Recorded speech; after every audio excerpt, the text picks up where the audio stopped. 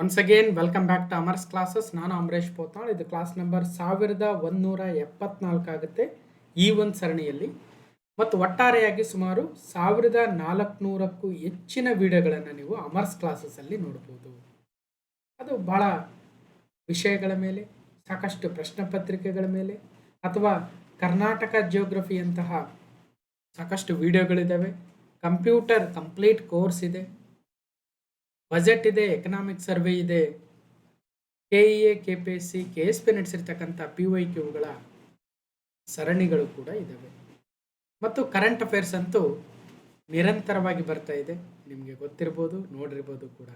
So ಮೊಟ್ಟ ಮೊದಲನೇ ಬಾರಿಗೆ ನಮ್ಮ ಚಾನಲ್ಗೆ ಬಂದಿರತಕ್ಕಂಥವ್ರು ಒಂದು ಸ್ವಲ್ಪ ವಿಡಿಯೋಗಳನ್ನು ನೋಡಿ ಅಬ್ಸರ್ವ್ ಮಾಡಿ ಅಂತ ಹೇಳ್ತಾ, ಜುಲೈ 2026 ಪಾರ್ಟ್ 2 ಇಂಪಾರ್ಟೆಂಟ್ ಕರೆಂಟ್ ಅಫೇರ್ಸನ್ನು ನೋಡ್ತೀವಿ. 2026 ಜುಲೈ ತಿಂಗಳ 2ನೇ ಭಾಗದ ಪ್ರಮುಖ ಪ್ರಚಲಿತ ಘಟನೆಗಳಾಗುತ್ತೆ.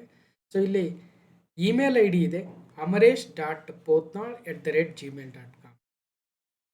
ಈ ಒಂದು ಇಮೇಲ್ IDಗೆ ಏನಾದರೂ ಕ್ವೇರೀಸ್ ಇದ್ದರೆ, ಏನಾದರೂ ಪ್ರಶ್ನೆಗಳಿದ್ದರೆ ನೀವು ಇಮೇಲನ್ನು ಮಾಡಿ.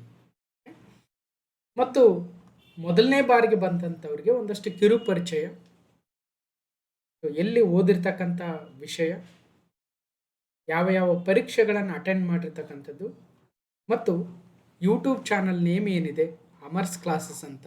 ಯಾರಾದರೂ ಸಬ್ಸ್ಕ್ರೈಬ್ ಆಗಿಲ್ಲ ಅಂದರೆ ಸಬ್ಸ್ಕ್ರೈಬ್ ಬಟನ್ ಒತ್ತಿ. ಮತ್ತು ಭಾಳ ಜನ ಇನ್ನೂ ಕೇಳ್ತಾ ಇದ್ರಿ ಟೆಲಿಗ್ರಾಮ್ ಚಾನಲ್ ಏನು ಅಂತ. ಅಮರ್ಸ್ ಕ್ಲಾಸಸ್ ಅಂತಲೇ ಇದೆ, ಸರ್ಚ್ ಮಾಡಿ, ಅಥವಾ ಅದರ ಲಿಂಕನ್ನು ಡಿಸ್ಕ್ರಿಪ್ಷನ್ ಬಾಕ್ಸಲ್ಲಿ ಕೊಟ್ಟಿದ್ದೀನಿ, ಕ್ಲಿಕ್ ಮಾಡಿ ಜಾಯ್ನ್ ಆಗಿ. ಮತ್ತು ಈ ಒಂದು ಕರೆಂಟ್ ಅಫೇರ್ಸ್ಗಳ, ಬಜೆಟ್ಗಳ ಮತ್ತು ಎಕನಾಮಿಕ್ ಸರ್ವೆ PDF ಎಲ್ಲಿ ಸಿಗುತ್ತೆ ಅಂತ ಕೇಳ್ತಾ ಇದ್ದೀರಿ. ಯಾವಾಗಲೂ ನಾನು ಈ ಟೆಲಿಗ್ರಾಮ್ ಚಾನಲಲ್ಲಿ ಅಪ್ಡೇಟ್ ಮಾಡ್ತಾನೆ ಇದ್ದೀನಿ, ಎಲ್ಲಿ PDF ಸಿಗ್ತವೆ ಅಂತ ಪದೇ ಪದೇ ಕೇಳ್ತಾ ಇದ್ರಿ. ಮೋಸ್ಟ್ಲಿ ಹೊಸಬ್ರು ಇರ್ಬೋದು, ಈ ಒಂದು ಸ್ಪರ್ಧಾತ್ಮಕ ಜಗತ್ತಿಗೆ ಹೊಸಬ್ರು ಇರ್ಬೋದು, ಅಥವಾ ನಮ್ಮ ಚಾನಲ್ಗೆ ಹೊಸಬ್ರು ಇರ್ಬೋದು. ಹೌದು, ಕೆಲವೊಂದು ಸಲ ಏನಾಗುತ್ತೆ ಗೊತ್ತಿರಲ್ಲ, ಈ ಕಳೆದೋಗ್ಬಿಟ್ಟಿರ್ತಾರೆ, ಈ ಕಾಂಪಿಟೇಟಿವ್ ಫೀಲ್ಡಲ್ಲಿ ಕಳೆದೋಗ್ಬಿಟ್ಟಿರ್ತಾರೆ, ಎಲ್ಲಿ ಒಳ್ಳೆ ಕಂಟೆಂಟ್ ಇದೆ, ಎಲ್ಲಿದೆ, ಏನಿದೆ ಅಂತ ಗೊತ್ತಿರಲ್ಲ. ಆಮೇಲೆ ಯಾರೋ ಹೇಳಿರ್ತಾರೆ, ಇಲ್ಲಪ್ಪ ನೀನು ಹೋಗಿ ರೆಫರ್ ಮಾಡು ಅಮರೇಶ್ ಪೋತ್ನಾಳ್ ಸರ್ ಕ್ಲಾಸಸ್ ಅಂತ. ಆಗ ಬಂದು ಹುಡುಕ್ತಾ ಇರ್ತಾರೆ, ಸಬ್ಸ್ಕ್ರೈಬ್ ಆಗಿರ್ತಾರೆ, ಬಟ್ PDF ಎಲ್ಲಿ ಸಿಗ್ತಾ ಗೊತ್ತಿರಲ್ಲ. ಏನು ಗೊತ್ತಿಲ್ಲ ಅಂದರೂ ಕೂಡ ಇಮೇಲ್ ID ಇದೆ, ಪ್ರತಿ ಸ್ಲೈಡಲ್ಲೂ ಇದೆ, ಕೆಳಗಡೆ ನೋಡಿ amaresh.pothnal@gmail.com. ಇಮೇಲ್ ಮಾಡಿ. ಬಟ್ ಒಂದೇ ಒಂದು ರಿಕ್ವೆಸ್ಟ್ ಏನಂದರೆ, ಇಮೇಲ್ ಮಾಡೋವಾಗ ನಿಮ್ಮ ಫೋನ್ ನಂಬರ್ ಹಾಕ್ರಿ. ಫೋನ್ ನಂಬರ್ ಹಾಕಿದ್ರಿ ಏನಾರ ಇದಾಗುತ್ತಾ ಹೇಳಿ? ಅಂದರೆ ಪ್ರತಿ ಸಲ ರಿಪೀಟೆಡ್ ಆಗಿ ರಿಪ್ಲೈ ಮಾಡೋದಕ್ಕಿಂತಲೂ ಫ್ರೀ ಇದ್ದಾಗ ಒಂದು ಸಲ ಕಾಲ್ ಮಾಡಿಬಿಟ್ರೆ ನಮ್ಮ ಟೀಮ್ ನಿಮ್ಮನ್ನು ಸಂಪರ್ಕ ಮಾಡೋದು ಒಂದು. ಓಕೆ, ಆಮೇಲೆ ಕಮೆಂಟ್ ಹಾಕಿದ ನಂತರ ಅದಕ್ಕೆ ರಿಪ್ಲೈ ಕೊಟ್ಟಾಗ ಒಂದು ಸ್ವಲ್ಪ ನೋಡೋದು ಕಲೀರಿ. ನೋಡಿ ಅದಕ್ಕೊಂದು ಓಕೆ ಗೊತ್ತಾಯಿತು, ಅಥವಾ ನಮಗೆ PDF ಸಿಕ್ತು, ಅಥವಾ ಏನು ಒಂದಷ್ಟು ರಿಪ್ಲೈ ಹಾಕ್ಬೇಕಲ್ವ. ಸೊ ರಿಪ್ಲೈ ಹಾಕೋದನ್ನು ಅಭ್ಯಾಸ ಮಾಡ್ಕೊಳ್ಳಿ ಅಂತ ಹೇಳ್ತಾ, ಒಂದು ಕಾನ್ಫಿಡೆಂಟ್ ಬರುತ್ತೆ ಪರಿಚಯವನ್ನು ನೋಡಿ. ಯಾಕಂದರೆ ಕಾನ್ಫಿಡೆನ್ಸ್ ಇಂಪಾರ್ಟೆಂಟ್. ಒಬ್ಬ ಮೆಂಟರ್ನ ಫಾಲೋ ಮಾಡ್ತಾ ಇದ್ದೀವಿ ಅಂದಾಗ, ಸೊ ಅವರ ಪರಿಚಯ ಏನಿದೆ, ಅವರು ಎಕ್ಸಾಮ್ಗಳನ್ನ ಕ್ಲಿಯರ್ ಮಾಡಿದಾರಾ ಇಲ್ವಾ, ನಾವು ಅವ್ರನ್ನ ಫಾಲೋ ಮಾಡಬೋದಾ ಇಲ್ವಾ ಅಂತಕ್ಕಂಥ ಒಂದು ನಂಬಿಕೆ, ಒಂದು ಕಾನ್ಫಿಡೆನ್ಸ್ ಬೆಳೆದಾಗ ನಂತರ ಪಾಠಗಳನ್ನ ಕೇಳಬೇಕು. ಕೇಳಿ ಅಂತ ಹೇಳ್ತಾ, ಈಗ ಜುಲೈ 2026 ಪ್ರಮುಖ ಪ್ರಚಲಿತ ಘಟನೆಗಳು ಪಾರ್ಟ್ 2 ಕ್ವಶನ್ ನಂಬರ್ 1 ಏನಿದೆ. ಭಾರತೀಯ ಸೇನೆಯ ರೋವರ್ಗಳಾಗಿರ್ತಕ್ಕಂಥ ಲಕ್ಷಯ್ ಮತ್ತು ಉಜ್ವಲ್ ಕುಮಾರ್ ಸಿಂಗ್ ಅವ್ರ ಹೆಸರು ನೆನಪಿಡಿ. ಅವರು ಭಾರತೀಯ ಸೇನೆಯ ಸೈನಿಕರು, ರೋವರ್ಗಳು ಕೂಡ. ಲಕ್ಷಯ್ ಮತ್ತು ಉಜ್ವಲ್ ಕುಮಾರ್ ಸಿಂಗ್ ಇವರು ವಿಶ್ವ ರೋಯಿಂಗ್ ಕಪ್, ಇದರಲ್ಲಿ ಭಾರತಕ್ಕೆ ಮೊದಲ ಚಿನ್ನದ ಪದಕ ಗೆಲ್ಲುವ ಮೂಲಕ ಇತಿಹಾಸವನ್ನು ಬರೆದಿದ್ದಾರೆ. Indian army rovers Lakshay and Ujjwal Kumar Singh have scripted history by winning India's first ever gold medal at the World Rowing Cup. ಹಾಯಿ ದೋಣಿ ಅಥವಾ ರೋಯಿಂಗ್ ಅಂತ ಏನು ಕರಿತೀವಿ, ಆ ಒಂದು ಸ್ಪರ್ಧೆಯಲ್ಲಿ ವಿಶ್ವ ರೋಯಿಂಗ್ ಕಪ್ಪಲ್ಲಿ ಮೊಟ್ಟ ಮೊದಲ ಬಾರಿಗೆ ಭಾರತಕ್ಕೆ ಚಿನ್ನದ ಪದಕವನ್ನು ಗೆದ್ದುಕೊಟ್ಟಿದ್ದಾರೆ. ಇಂತಹ ಮೊಟ್ಟ ಮೊದಲು, ಪ್ರಥಮ ಅಂತ ಏನಿರ್ತಾವೋ ಅದು KEAರ ಕಣ್ಣು ಕುಕ್ಕಿಸ್ತವೆ ನನಗೆ. ಅವ್ರು ಫಸ್ಟ್ ಆ ಕ್ವಶನ್ ಇಟ್ಕೊಂಡು ಬಂದು ಎಕ್ಸಾಮಲ್ಲಿ ಹಾಕ್ಬಿಡ್ತಾರೆ, ನೋಡಿದ್ದೀವಿ ನಾವೆಲ್ಲ. 2 Indian army men script history win first ever gold in world rowing cup. ಹಾಗಾದರೆ ಈ ವರ್ಲ್ಡ್ ರೋಯಿಂಗ್ ಕಪ್ ಎಲ್ಲಿ ನಡೆದಿತ್ತು ಅಂತಕ್ಕಂಥದ್ದು ಪ್ರಶ್ನೆ ಆಗ್ಬೋದು. ಸ್ವಿಟ್ಜರ್ಲೆಂಡ್ನ ಲೂಸೆರ್ನಲ್ಲಿ ನಡೆದಿತ್ತು ಈ ಒಂದು world rowing cup 3. 2026 world rowing cup 3 ಸ್ವಿಟ್ಜರ್ಲೆಂಡ್ನ ಲೂಸೆರ್ನ್ ಅನ್ನೋ ಪ್ರದೇಶದಲ್ಲಿ ನಡೆದಿತ್ತು. ಆ ಒಂದು ರೋಯಿಂಗ್ ಕಪ್ಪಲ್ಲಿ ನಮ್ಮ ಭಾರತದ ಸೇನೆಯ ಲಕ್ಷಯ್ ಮತ್ತು ಉಜ್ವಲ್ ಕುಮಾರ್ ಸಿಂಗ್ ಅವರು ಭಾರತಕ್ಕೆ ಮೊಟ್ಟ ಮೊದಲ ಬಾರಿಗೆ ಒಂದು ಚಿನ್ನದ ಪದಕವನ್ನು ಈ ರೋಯಿಂಗ್ ವರ್ಲ್ಡ್ ಕಪ್ಪಲ್ಲಿ ಗೆದ್ದುಕೊಟ್ಟಿದ್ದಾರೆ. So country's first ever gold medal in world rowing cup. ನೋಡೋಣ ಒಟ್ಟಾರೆಯಾಗಿ ವಿಶ್ವ ರೋಯಿಂಗ್ ಕಪ್ 2026 ಅಥವಾ ವಿಶ್ವ ಹಾಯಿ ದೋಣಿ ಕಪ್ ಆಗುತ್ತೆ. 2026 ಜೂನ್ 27 ನಡೆದ ವಿಶ್ವ ರೋಯಿಂಗ್ ಕಪ್ನಲ್ಲಿ ಭಾರತೀಯ ಸೈನಿಕರಾದ ಹವಲ್ದಾರ್ ಲಕ್ಷಯ್ ಮತ್ತು ಉಜ್ವಲ್ ಕುಮಾರ್ ಸಿಂಗ್ ಭಾರತಕ್ಕೆ ಮೊದಲ ಚಿನ್ನದ ಪದಕವನ್ನು ಗೆದ್ದುಕೊಟ್ಟಿದ್ದಾರೆ. ಅವರು lightweight men's double sculls ಈವೆಂಟಲ್ಲಿ ಭಾಗವಹಿಸಿದ್ರು. ಸ್ವಿಟ್ಜರ್ಲೆಂಡ್ನ ಲುಸೆರ್ನಲ್ಲಿ ನಡೆದ ಈ ಒಂದು ವಿಶ್ವ ರೋಯಿಂಗ್ ಕಪ್ ಅಂತ 3ರಲ್ಲಿ ನಡೆದ ಲೈಟ್ ವೇಟ್ ಪುರುಷರ ಡಬಲ್ ಸ್ಕಲ್ ಸ್ಪರ್ಧೆಯಲ್ಲಿ ಈ ಒಂದು ಚಿನ್ನದ ಪದಕವನ್ನು ಗೆದ್ದುಕೊಂಡಿದ್ದಾರೆ. ಆ ಮೂಲಕ ಭಾರತಕ್ಕೆ ಈ ವರ್ಲ್ಡ್ ರೋಯಿಂಗ್ ಕಪ್ಪಲ್ಲಿ ಮೊಟ್ಟ ಮೊದಲ ಬಾರಿಗೆ ಒಂದು ಚಿನ್ನದ ಪದಕವನ್ನು ಗೆದ್ದುಕೊಡ್ತಕ್ಕಂಥ ಒಂದು ಪ್ರಥಮವನ್ನು ಸಾಧಿಸಿದ್ದಾರೆ. ಯಾರು ಅಂತ ಹೇಳಿದರೆ ಸೊ ಹವಲ್ದಾರ್ ಲಕ್ಷಯ್ ಮತ್ತು ಹವಲ್ದಾರ್ ಉಜ್ವಲ್ ಕುಮಾರ್ ಸಿಂಗ್ ಅವರು. ಓಕೆ, ಅವ್ರ ಫೋಟೋಗಳನ್ನು ಕೂಡ ನೋಡ್ಬೋದು. ಇಲ್ಲಿ ಒಂದು ಹೇಳೋದೇನೆಂದರೆ, ನಾವು ಪ್ರತಿ ಕರೆಂಟ್ ಅಫೇರ್ಸ್ ಮಾಡಿದ್ರು, ಕ್ವಶನ್ ಪೇಪರ್ ಸಾಲ್ವ್ ಮಾಡಿದರೂ ಕೂಡ ಆ ಇಮೇಜಸ್ಗಳನ್ನ ತಂದುಕೊಡೋದು ಅಥವಾ ಅಲ್ಲಿರ್ತಕ್ಕಂಥ ಪಟ್ಟಿಯನ್ನು ತಂದುಕೊಡೋದು ಕೇವಲ ಅಕ್ಷರಗಳಿಂದ ಪಾಠ ಇರಲ್ಲ. ಗಮನಿಸ್ತಾ ಹೋಗಿ, ಮೊದಲ ಬಾರಿಗೆ ಬಂದಿರ್ತಾರೆ. ಯಾಕಂದರೆ ನನ್ನ ಒಂದು ಇಂಟೆನ್ಷನ್ ಏನಂದರೆ, ನಾವು ಇಮೇಜ್ಗಳನ್ನು ಆ ಒಂದು ಪಿಕ್ಚರ್ಗಳನ್ನು ನೋಡಿದಾಗ ಹೆಚ್ಚಿಗೆ ನೆನಪಿರುತ್ತೆ ಅಂತಕ್ಕಂಥದ್ದು ನನ್ನ ಭಾವನೆ. ನಾನು ಓದ್ತಾ ಇರೋದು, ನನ್ನ ಪ್ರಯತ್ನವೂ ಕೂಡ ಅದೇ ಇರುತ್ತೆ. ಹಾಗಾಗಿ ಕಳೆದ ಹಲವಾರು ವರ್ಷಗಳಿಂದ ಸತತವಾಗಿ ಪಾಠ ಮಾಡ್ತಾ ಬಂದರೂ ಕೂಡ ಸಾಕಷ್ಟು ಮಾಹಿತಿಯನ್ನು ಒಂದೇ ಕಡೆ ತಂದುಕೊಡ್ತಕ್ಕಂಥ ಪ್ರಯತ್ನ ಒಂದು. ಆಮೇಲೆ ಅಬ್ಸರ್ವ್ ಮಾಡಿರ್ಬೋದು, ನಮ್ಮ ಪಾಠಗಳು ಬೈಲಿಂಗ್ವೆಲ್ ಆಗಿರ್ತವೆ. ಬರೀ ಮಾತಲ್ಲಿ ಹೇಳೋದಲ್ಲ ಬೈಲಿಂಗ್ವೆಲ್. ನಾನು ಯಾವುದು ನಾನೇ ಫಸ್ಟು, ನಾವೇ ಪ್ರಥಮ ಅಂತ ಎಲ್ಲೂ ಹೇಳ್ಕೊಳ್ಳೋ ಅವಶ್ಯಕತೆ ಇಲ್ಲ. ನಮ್ಮ ಕೆಲಸವೇ ಅದನ್ನು ಪ್ರಚುರಪಡಿಸ್ಬೇಕು ಅನ್ನೋದು ನನ್ನ ಒಂದು ಮೆಂಟಾಲಿಟಿ ಅನ್ನೋದು. ಹಾಗಾಗಿ ಪ್ರತಿ ಪ್ರಶ್ನೆಯೂ ಕೂಡ ಕನ್ನಡದಲ್ಲೂ ಇರುತ್ತೆ, ಇಂಗ್ಲೀಷಲ್ಲೂ ಇರುತ್ತೆ. ಸೊ ಹಾಗಾಗಿ ಎಕ್ಸ್ಪ್ಲನೇಷನ್ ಕೂಡ ಕನ್ನಡ ಇಂಗ್ಲೀಷಲ್ಲೂ ಇರುತ್ತೆ ಮತ್ತು ಅದಕ್ಕೆ ಸಮಯನೂ ಬೇಕು, ಜಾಸ್ತಿ ಎಫರ್ಟು ಬೇಕು.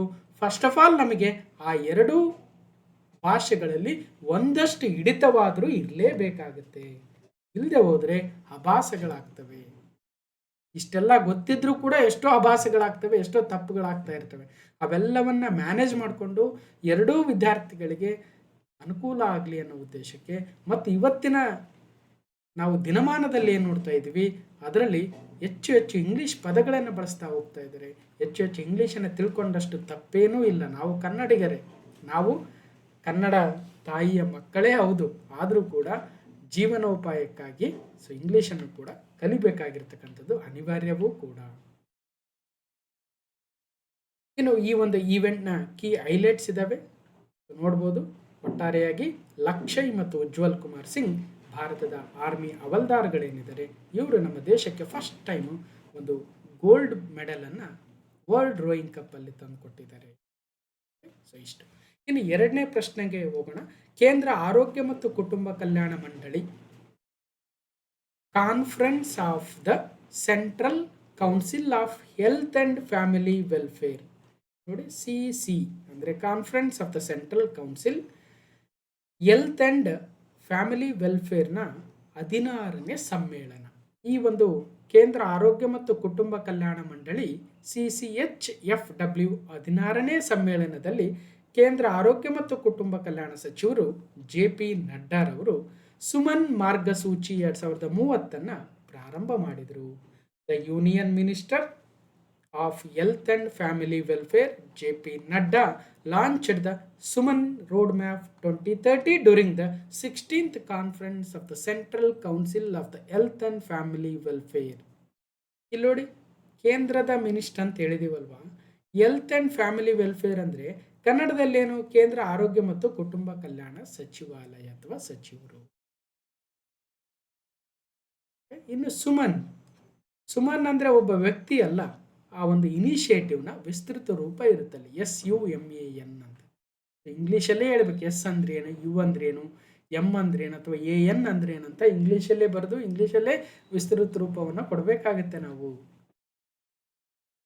KA ಪ್ರಶ್ನೆ ಪತ್ರಿಕೆಗಳ ಟ್ರೆಂಡ್ಗೆ ತಕ್ಕಂತೆ, ಟ್ರೆಂಡ್ KA ಚೇಂಜ್ ಮಾಡ್ಕೊಂಡಿರ್ಬೋದು, ಆದರೆ KA ಪರೀಕ್ಷೆಗಳನ್ನು ನಡೆಸೋಕೆ ಮುಂಚೆನೆ ನಾವು ಕರೆಂಟ್ ಅಫೇರ್ಸ್ ಮಾಡ್ತಾ ಇದ್ವಿ. ಇದೇ ಪ್ಯಾಟರ್ನನ್ನೇ ಫಾಲೋ ಮಾಡ್ತಾ ಇದ್ವಿ.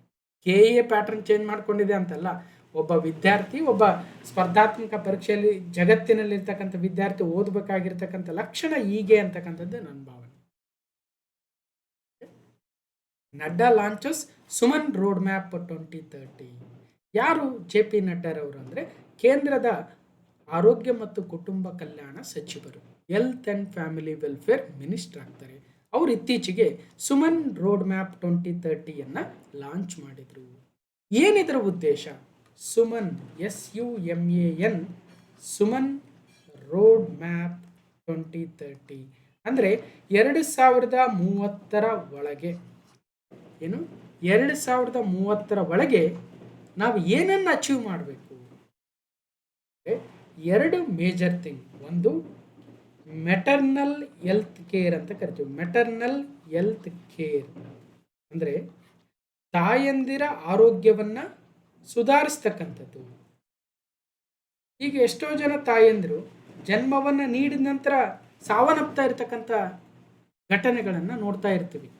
ಮೊನ್ನೆ ಬಳ್ಳಾರಿಯಲ್ಲಿ ಎಷ್ಟೋ ಘಟನೆಗಳಾದವು ಕಳೆದ 1 ವರ್ಷ 2 ವರ್ಷದ ಹಿಂದೆ. ಇಂತಹ ಘಟನೆಗಳನ್ನು ನಾವು MMR ಅಂತ ಕರಿತೀವಿ, ಮೆಟರ್ನಲ್ ಮಾರ್ಟಾಲಿಟಿ ರೇಟ್ ಅಂತ. ಅಂದರೆ ತಾಯಂದಿರ ಮರಣ ದರ. ಪ್ರತಿ 1 ಲಕ್ಷ ಮಕ್ಕಳಿಗೆ ಜನ್ಮ ನೀಡತಕ್ಕಂಥ ತಾಯಂದಿರು ಎಷ್ಟು ಜನ ಮರಣವನ್ನು ಅಪ್ತಾ ಇದ್ದಾರೆ ಅಂತಕ್ಕಂಥದ್ದನ್ನು ನಾವು MMR ರೇಟ್ ಅಂತ ಕರಿತೀವಿ. ಎಲ್ಲ ಸರ್ಕಾರ, ಎಲ್ಲ ದೇಶಗಳ ಉದ್ದೇಶವೇ MMR ರೇಟನ್ನು 0 ಮಾಡಬೇಕನ್ನೋ ಉದ್ದೇಶ. ಅಂದರೆ ಯಾವ ತಾಯಂದಿರು ಕೂಡ ಸಾವನ್ನಪ್ಪಬಾರ್ದು, ಯಾವ ಮಗುವು ಕೂಡ ಸಾವನ್ನಪ್ಪಬಾರ್ದು. ಸೊ ಮಕ್ಕಳು ಹುಟ್ಟಿದ ದಿನದಿಂದ 28 ದಿನಗಳ ಒಳಗೆ ಏನಾದರೂ ಆ ಮಕ್ಕಳು ಸಾವನ್ನಪ್ಪಿದ್ರೆ ಅದನ್ನು ನಾವು ನಿಯೋನೇಟಲ್ ಮೊಟಾಲಿಟಿ ರೇಟ್ ಅಂತ ಕರಿತೀವಿ, NNMR ಅಂತ. ಇದು ಕೂಡ 0 ಆಗಬೇಕು. ಅದೇ ರೀತಿಯಾಗಿ ಹುಟ್ಟಿದ ಮಗು 1 ವರ್ಷದ ಒಳಗೆ ಅಂದರೆ 12 ತಿಂಗಳೊಳಗೆ ಮರಣವನ್ನಪ್ಪಿದ್ರೆ ನಾವು ಇನ್ಫ್ಯಾಂಟ್ ಮೊಟಾಲಿಟಿ ರೇಟ್ ಅಂತ ಕರಿತೀವಿ, IMR. ಈ ಒಂದು IMR ಕೂಡ 0 ಆಗಬೇಕು. ಓಕೆ. ಸೊ ಈ ರೀತಿಯಾಗಿ ಸರ್ಕಾರಗಳು 2030 ವೇಳೆಗೆ ನಮ್ಮ ಸಸ್ಟೈನಬಲ್ ಡೆವಲಪ್ಮೆಂಟ್ ಗೋಲ್ಗಳನ್ನು ಅಚೀವ್ ಮಾಡಬೇಕಂತೇನು ವಿಶ್ವಸಂಸ್ಥೆ, ನಮ್ಮ ದೇಶ, ಈಗ ವಿಶ್ವಸಂಸ್ಥೆಯ ಸದಸ್ಯ ರಾಷ್ಟ್ರಗಳೆಲ್ಲವೂ ಗುರಿಯನ್ನು ಹಾಕ್ಕೊಂಡು ಸುಸ್ಥಿರ ಅಭಿವೃದ್ಧಿ ಗುರಿಗಳು ಅಂತ 17 ಗುರಿಗಳನ್ನು ಏನು ಹಾಕ್ಕೊಂಡಿದ್ದಾರೆ, ಅದರಲ್ಲಿ 2 ಪ್ರಮುಖ ಗುರಿಗಳಿದ್ದಾವೆ. ಅದೇ ತಾಯಂದಿರ ಮತ್ತು ಮಕ್ಕಳ ಆರೋಗ್ಯವನ್ನು ಕಾಪಾಡ್ತಕ್ಕಂಥ. ಈ ಕಾಪಾಡುವ ಉದ್ದೇಶದಿಂದ ಸುಮನ್ ರೋಡ್ ಮ್ಯಾಪ್ 2030 ಈಗ ನಮ್ಮ ಕೇಂದ್ರ ಸರ್ಕಾರ ತರ್ತಾ ಇದೆ. ಅದನ್ನು ಕೇಂದ್ರದ ಆರೋಗ್ಯ ಮತ್ತು ಕುಟುಂಬ ಕಲ್ಯಾಣ ಸಚಿವರು ಇತ್ತೀಚೆಗೆ ನವದೆಹಲಿಯಲ್ಲಿ ನಡೆದ 16ನೇ conference of the central council of health and family ವೆಲ್ಫೇರ್ನ ಸಮ್ಮೇಳನದಲ್ಲಿ ಇದನ್ನು ಅನ್ವೀಲ್ ಮಾಡಿದರು ಅಥವಾ ಇದನ್ನು ರಿಲೀಸ್ ಮಾಡಿದರು ಅಥವಾ ಇದನ್ನು ಬಿಡುಗಡೆ ಮಾಡಿದರು. ಸೊ ಒಟ್ಟಾರೆಯಾಗಿ ನೋಡೋಣ. ತಾಯಂದಿರ ಆರೋಗ್ಯಕ್ಕಾಗಿ ಸುಮನ್ ಮಾರ್ಗಸೂಚಿ 2030 ಕೇಂದ್ರ ಆರೋಗ್ಯ ಸಚಿವರು ಜಗತ್ ಪ್ರಕಾಶ್ ನಡ್ಡಾರವರು ಜೂನ್ 29, 2026 ನವದೆಹಲಿಯಲ್ಲಿ ನಡೆದ ಕೇಂದ್ರ ಆರೋಗ್ಯ ಮತ್ತು ಕುಟುಂಬ ಕಲ್ಯಾಣ ಮಂಡಳಿಯ 16ನೇ ಸಮ್ಮೇಳನದಲ್ಲಿ ಬಿಡುಗಡೆ ಮಾಡಿದರು. ಈ ಒಂದು ಮಾರ್ಗಸೂಚಿ ಅಥವಾ ಸುಮನ್ ರೋಡ್ ಮ್ಯಾಪ್ 2030 ಭಾರತದಲ್ಲಿ ತಾಯಂದಿರು ಮತ್ತು ನವಜಾತ ಶಿಶುಗಳ ಆರೋಗ್ಯ ರಕ್ಷಣೆಗಾಗಿ ಒಂದು ಕಾರ್ಯತಂತ್ರದ ಚೌಕಟ್ಟಾಗಿದ್ದು 2030 ಸುಸ್ಥಿರ ಅಭಿವೃದ್ಧಿ ಗುರಿಗಳೊಂದಿಗೆ ಸಂಬಂಧವನ್ನು ಹೊಂದಿದೆ. ಹಾಗಾಗಿ ಈ ಮಾರ್ಗಸೂಚಿಯ ಮೂಲಕ ತಾಯಂದಿರ ಮರಣವನ್ನು ಶೂನ್ಯಕ್ಕೆ, ಶಿಶು ಮರಣಗಳನ್ನು ಶೂನ್ಯಕ್ಕೆ ಇಳಿಸಬೇಕು ಮತ್ತು ಸಾರ್ವತ್ರಿಕ ಪ್ರಸವ ಪೂರ್ವ ಆರೈಕೆ, ಯೂನಿವರ್ಸಲ್ ಆಂಟಿನೇಟಲ್ ಕೇರ್ ಅಂದರೆ ಗರ್ಭಿಣಿಯಾಗಿರ್ತಕ್ಕಂಥ ಮಹಿಳೆಯರಿಗೆ ಆ ಗರ್ಭಾವಸ್ಥೆಯಲ್ಲಿ ಆರೋಗ್ಯ ಸ್ಥಿತಿಯ ಸುಧಾರಣೆಯನ್ನು ಮಾಡ್ತಕ್ಕಂಥದ್ದು, ಅಂದರೆ ಹೆಲ್ತ್ ಚೆಕಪ್ಗಳನ್ನು ಮಾಡ್ತಕ್ಕಂಥದ್ದು. ಜೊತೆಗೆ ಇನ್ಸ್ಟಿಟ್ಯೂಷನಲ್ ಡೆಲಿವರೀಸ್, ಸಾಂಸ್ಥಿಕ ಹೆರಿಗೆಗಳು ಅಂತ ಕರಿತೀವಿ. ಅಂದರೆ ಹೆರಿಗೆಗಳು ಇವತ್ತು ಮನೆಯಲ್ಲ ಆಗಬಾರ್ದು, ಒಂದು ನರ್ಸ್ಗಳು ಅಥವಾ ಈ ಆರೋಗ್ಯ ಚಿಕಿತ್ಸಕರ ಮುನ್ನೆಚ್ಚರಿಕೆಯಲ್ಲಿ ಈ ಡೆಲಿವರಿಗಳು ಆಗಬೇಕು ಅಂತಕ್ಕಂಥದ್ದು. ಜೊತೆಗೆ ಫುಲ್ ಇಮ್ಯುನೈಜೇಷನ್ ಅಥವಾ ಸಂಪೂರ್ಣ ರೋಗ ನಿರೋಧಕ ಚುಚ್ಚುಮದ್ದುಗಳನ್ನು ಕೊಡ್ತಕ್ಕಂಥ ಗುರಿಗಳನ್ನು ಈ ಸುಮನ್ ರೋಡ್ ಮ್ಯಾಪ್ 2030 ಮಾಡ್ತಾ ಇದೆ. 2030 ವೇಳೆಗೆ ತಾಯಂದಿರ ಮರಣ ಅನುಪಾತವನ್ನು 1,00,000 ಜೀವಂತ ಜನನಗಳಿಗೆ 70ಕ್ಕಿಂತ ಕಡಿಮೆ ಮಾಡಲು ಮತ್ತು ನವಜಾತ ಶಿಶು ಮರಣ ದರ ಅಂದರೆ ನಿಯೋನೇಟಲ್ ಮೊಟಾಲಿಟಿ ರೇಟ್ಗಳು ಮತ್ತು ಶಿಶು ಮರಣ ದರ ಇನ್ಫ್ಯಾಂಟ್ ಮೊಟಾಲಿಟಿ ರೇಟ್ IMRಗಳು ಕಡಿಮೆ ಮಾಡಬೇಕಂತಕ್ಕಂಥ ಪ್ರಯತ್ನವನ್ನು ಈ ಒಂದು 2030 ಸುಮನ್ ಇನಿಷಿಯೇಟಿವ್ ಏನಿದೆ ಅದು ಹಾಕ್ಕೊಂಡಿದ್ದಾರೆ. ಸುಮನ್ ರೋಡ್ ಮ್ಯಾಪ್ 2030 MMRನ ಬಿಲೋ 1 ಲ್ಯಾಕ್ ಮಾಡಬೇಕು, NMR ಮತ್ತು IMRಗಳನ್ನು ಕಡಿಮೆ ಮಾಡಬೇಕು ಅನ್ನೋ ಉದ್ದೇಶವನ್ನು ಇಟ್ಕೊಂಡಿದ್ದಾರೆ. ಆ ಮೂಲಕ ಒಟ್ಟು 17 ಗುರಿಗಳಲ್ಲಿ 3ನೇ ಗುರಿಯಾಗಿರ್ತಕ್ಕಂತಹ ನಮ್ಮ SDG 3 ಯಾವುದು ಗುರಿ ಅಂದರೆ good health and well being ಅಂತ ಕರಿತೀವಿ, ಅದನ್ನು ಅಚೀವ್ ಮಾಡೋದಕ್ಕೆ ಈಗ ಪ್ರಯತ್ನವನ್ನು ಮಾಡ್ತಾ ಇದ್ದಾರೆ. ಹಾಗಾದರೆ ಸುಮನ್ ರೋಡ್ ಮ್ಯಾಪ್ 2030ಯಲ್ಲಿ ಸುಮನ್ ಅಂದರೆ ಏನು ಅಂದರೆ SU ಅಂದರೆ ಸುರಕ್ಷಿತ್, SU ಅಂದರೆ ಸುರಕ್ಷಿತ್, M ಅಂದರೆ ಮಾತೃತ್ವ, AN ಅಂದರೆ Aashwasan. Surakshit Matritva Aashwasan road map 2030 Suman road map 2030. ನೋಡ್ಬೋದು, ಒಬ್ಬ ತಾಯಿ ಮಗುವನ್ನು ಎತ್ಕೊಂಡಿರ್ತಕ್ಕಂಥದ್ದು, ಒಬ್ಬ ಗರ್ಭಿಣಿ ಮಹಿಳೆಯನ್ನು ಆರೋಗ್ಯ ನರ್ಸ್ ಆಗಿರ್ಬೋದು ಅಥವಾ ಡಾಕ್ಟರ್ ಚೆಕಪ್ ಮಾಡ್ತಾ ಇರ್ತಕ್ಕಂಥದ್ದು. ಓಕೆ, ಒಟ್ಟಾರೆಯಾಗಿ ನೋಡಿ. ಸೊ ಯಾವುದೇ ಒಂದು ಇಮೇಜನ್ನು ನೋಡಿದರೂ ಕೂಡ ನಿಮಗೆ ಹೆಚ್ಚಿನ ನೆನಪಿರಬೇಕನ್ನೋ ಉದ್ದೇಶಕ್ಕೆ ಇವೆಲ್ಲ ತಂದಿರ್ತಕ್ಕಂಥದ್ದು. ಇವೆಲ್ಲವೂ ಕೂಡ ನೆನಪಲ್ಲಿ ಹೆಚ್ಚಿಗೆ ಇರೋದಕ್ಕೆ ಸಾಧ್ಯ ಆಗುತ್ತೆ. ಇಷ್ಟೇ. ಜೊತೆಗೆ ನಾವು ಎಕನಾಮಿಕ್ ಸರ್ವೆ, ಕರ್ನಾಟಕದ ಎಕನಾಮಿಕ್ ಸರ್ವೆ 2024ರಲ್ಲೂ ಕಂಪ್ಲೀಟ್ 13 ಚಾಪ್ಟರ್ಗಳನ್ನು ಮಾತಾಡಿದ್ವಿ. 2025ರಲ್ಲೂ ಡಿಸ್ಕಷನ್ ಮಾಡಿದ್ವಿ. ಈಗ 2026ರಲ್ಲೂ ಕೂಡ ಸೇಮ್ ಪ್ರಶ್ನೆಗಳು, ಕಂಟೆಂಟ್ ಡಿಫ್ರೆಂಟ್ ಆಗ್ತಾ ಹೋಗುತ್ತೆ. ನೂತನ ಎಕನಾಮಿಕ್ ಸರ್ವೆಯಲ್ಲಿರ್ತಕ್ಕಂಥ ಮಾಹಿತಿಗಳನ್ನು ಕೊಡ್ತಾ ಹೋಗಿದ್ದೀವಿ. ಚಾಪ್ಟರ್ 11 ಇನ್ನೂ ಮಾಡಿಲ್ಲ, ಸೊ ಮುಂದೆ ಮಾಡ್ತೀನಿ ಆದಷ್ಟು. ಒಂದು ವಾರದಲ್ಲಿ ನಿಮ್ಮ AO ಎಕ್ಸಾಮ್ ಅಥವಾ ಇನ್ನಿತರ ಎಕ್ಸಾಮ್ಗಳು ಬರೋದ್ರೊಳಗಡೆ ಆ ಹ್ಯೂಮನ್ ಡೆವಲಪ್ಮೆಂಟ್ ಅಥವಾ ಮಾನವ ಅಭಿವೃದ್ಧಿ ಅಂತಕ್ಕಂಥ ಎಕನಾಮಿಕ್ ಸರ್ವೆ 2026ರ 11ನೇ ಅಧ್ಯಾಯ ಇನ್ನೂ ಮಾಡಿಲ್ಲ, ಅದು ಮಾಡಿದಾಗ ನೋಡಿ. ಈಗ ಆಲ್ರೆಡಿ 2025ರ ಚಾಪ್ಟರ್ 11ಅಲ್ಲೂ ಕೂಡ ಸೇಮ್ ಮಾಹಿತಿ ಇರುತ್ತೆ. ಅದು 2025ರ ಆರ್ಥಿಕ ಸಮೀಕ್ಷೆ. ಅದು ಇದರಲ್ಲಿ ಏನಿರುತ್ತೆ ಪ್ರಶ್ನೆ ಮುಂದೆ ಹೇಳ್ತೀನಿ. ಸದ್ಯಕ್ಕಂತೂ ಒಂದು ಪ್ರಶ್ನೆಯನ್ನು ಕೊಟ್ಟಿದ್ದೀನಿ. ಇದರ ಉದ್ದೇಶ ಏನಂದರೆ IMR ಮತ್ತು MMRಗಳು ಎಷ್ಟಿದ್ದಾವೆ ನಮ್ಮ ಕರ್ನಾಟಕದಲ್ಲಿ ನೋಡಿ. ಶಿಶು ಮರಣ ದರ 2023ರ ಪ್ರಕಾರ ಪ್ರತಿ 1000 ಮಕ್ಕಳು ಏನು ಜನ್ಮವನ್ನು ಪಡಿತವೆ ನಮ್ಮ ರಾಜ್ಯದಲ್ಲಿ, ಪ್ರತಿ 1000 ಜೀವಂತ ಜನನಗಳಲ್ಲಿ 1 ವರ್ಷದ ಒಳಗಡೆ ಸಾವನ್ನಪ್ಪತಕ್ಕಂಥ ಮಕ್ಕಳ ಸಂಖ್ಯೆ 14 ಇದೆ. ಇದನ್ನು ಜೀರೋಗೊಳಿಸಬೇಕು. 5 ವರ್ಷಕ್ಕಿಂತ ಕಡಿಮೆ ಇರತಕ್ಕಂಥ ಮಕ್ಕಳ ಮರಣ ದರ 17 ಇದೆ. ಇದನ್ನು ಕಡಿಮೆ ಮಾಡಬೇಕು. ಒಂದು ಅಬ್ಸರ್ವ್ ಮಾಡ್ತಾ ಹೋಗಿ 2015ರಿಂದ 2023ವರೆಗೆ 31 ಇದ್ದಂತಹ 5 ವರ್ಷದ ಅಂಡರ್ 5 ಮೊಟಾಲಿಟಿ ರೇಟು 17ಕ್ಕೆ ಇಳಿದಿದೆ. ಆಲ್ಮೋಸ್ಟ್ 50% ಡೌನ್ ಆಗಿದೆ. ಅದೇ ಥರ ಶಿಶು ಮರಣ ದರ 28 ಇದ್ದಿರ್ತಕ್ಕಂಥದ್ದು 14 ಆಗಿದೆ. ಸೊ ಆಲ್ಮೋಸ್ಟ್ 50% ಡೌನ್ ಆಗಿದೆ. ಅದೇ ರೀತಿಯಾಗಿ ತಾಯಂದಿರ ಮರಣ ದರವನ್ನು ನಾವು 1,00,000 ಜೀವಂತ ಜನನಗಳಿಗೆ ಲೆಕ್ಕ ಹಾಕ್ತೀವಿ.